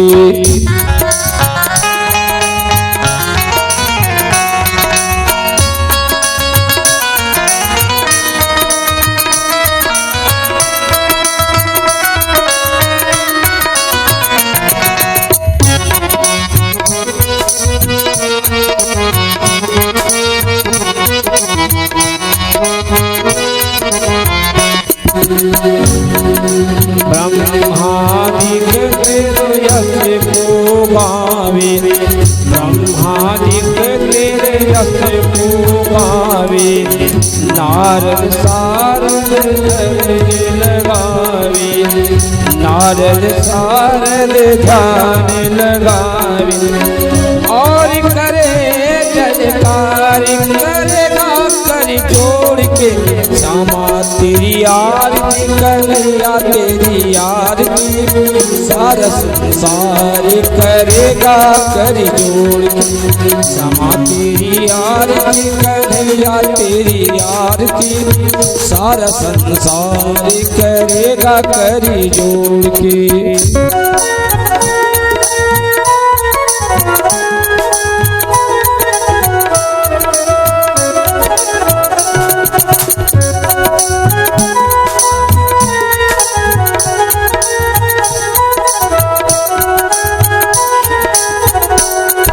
मैं हूँ दीन दुखिया भारी। मैं हूँ दीन दुखिया शरण तिहारी, आया हूँ प्रभु शरण तिहारी। लाखों लाज हमारी करेगा कर जोड़ के, श्यामा तेरी आरती कन्हैया तेरी आरती, सारा संसार करेगा कर जोड़ के। श्यामा तेरी आरती कन्हैया तेरी आरती, सारा संसार करेगा कर जोड़ के।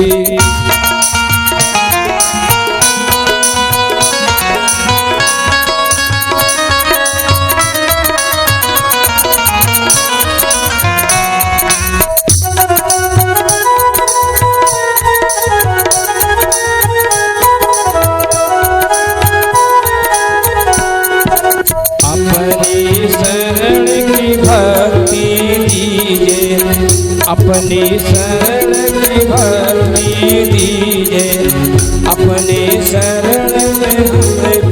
लीजिए, अपने शरण में हमको लीजिए, अपने शरण में हमको कर भवसागर पार करेगा कर जोड़ के। श्यामा तेरी आरती कन्हैया तेरी आरती, सारा संसार करेगा कर जोड़। श्यामा तेरी आरती कन्हैया तेरी आरती, सारा संसार करेगा कर जोड़।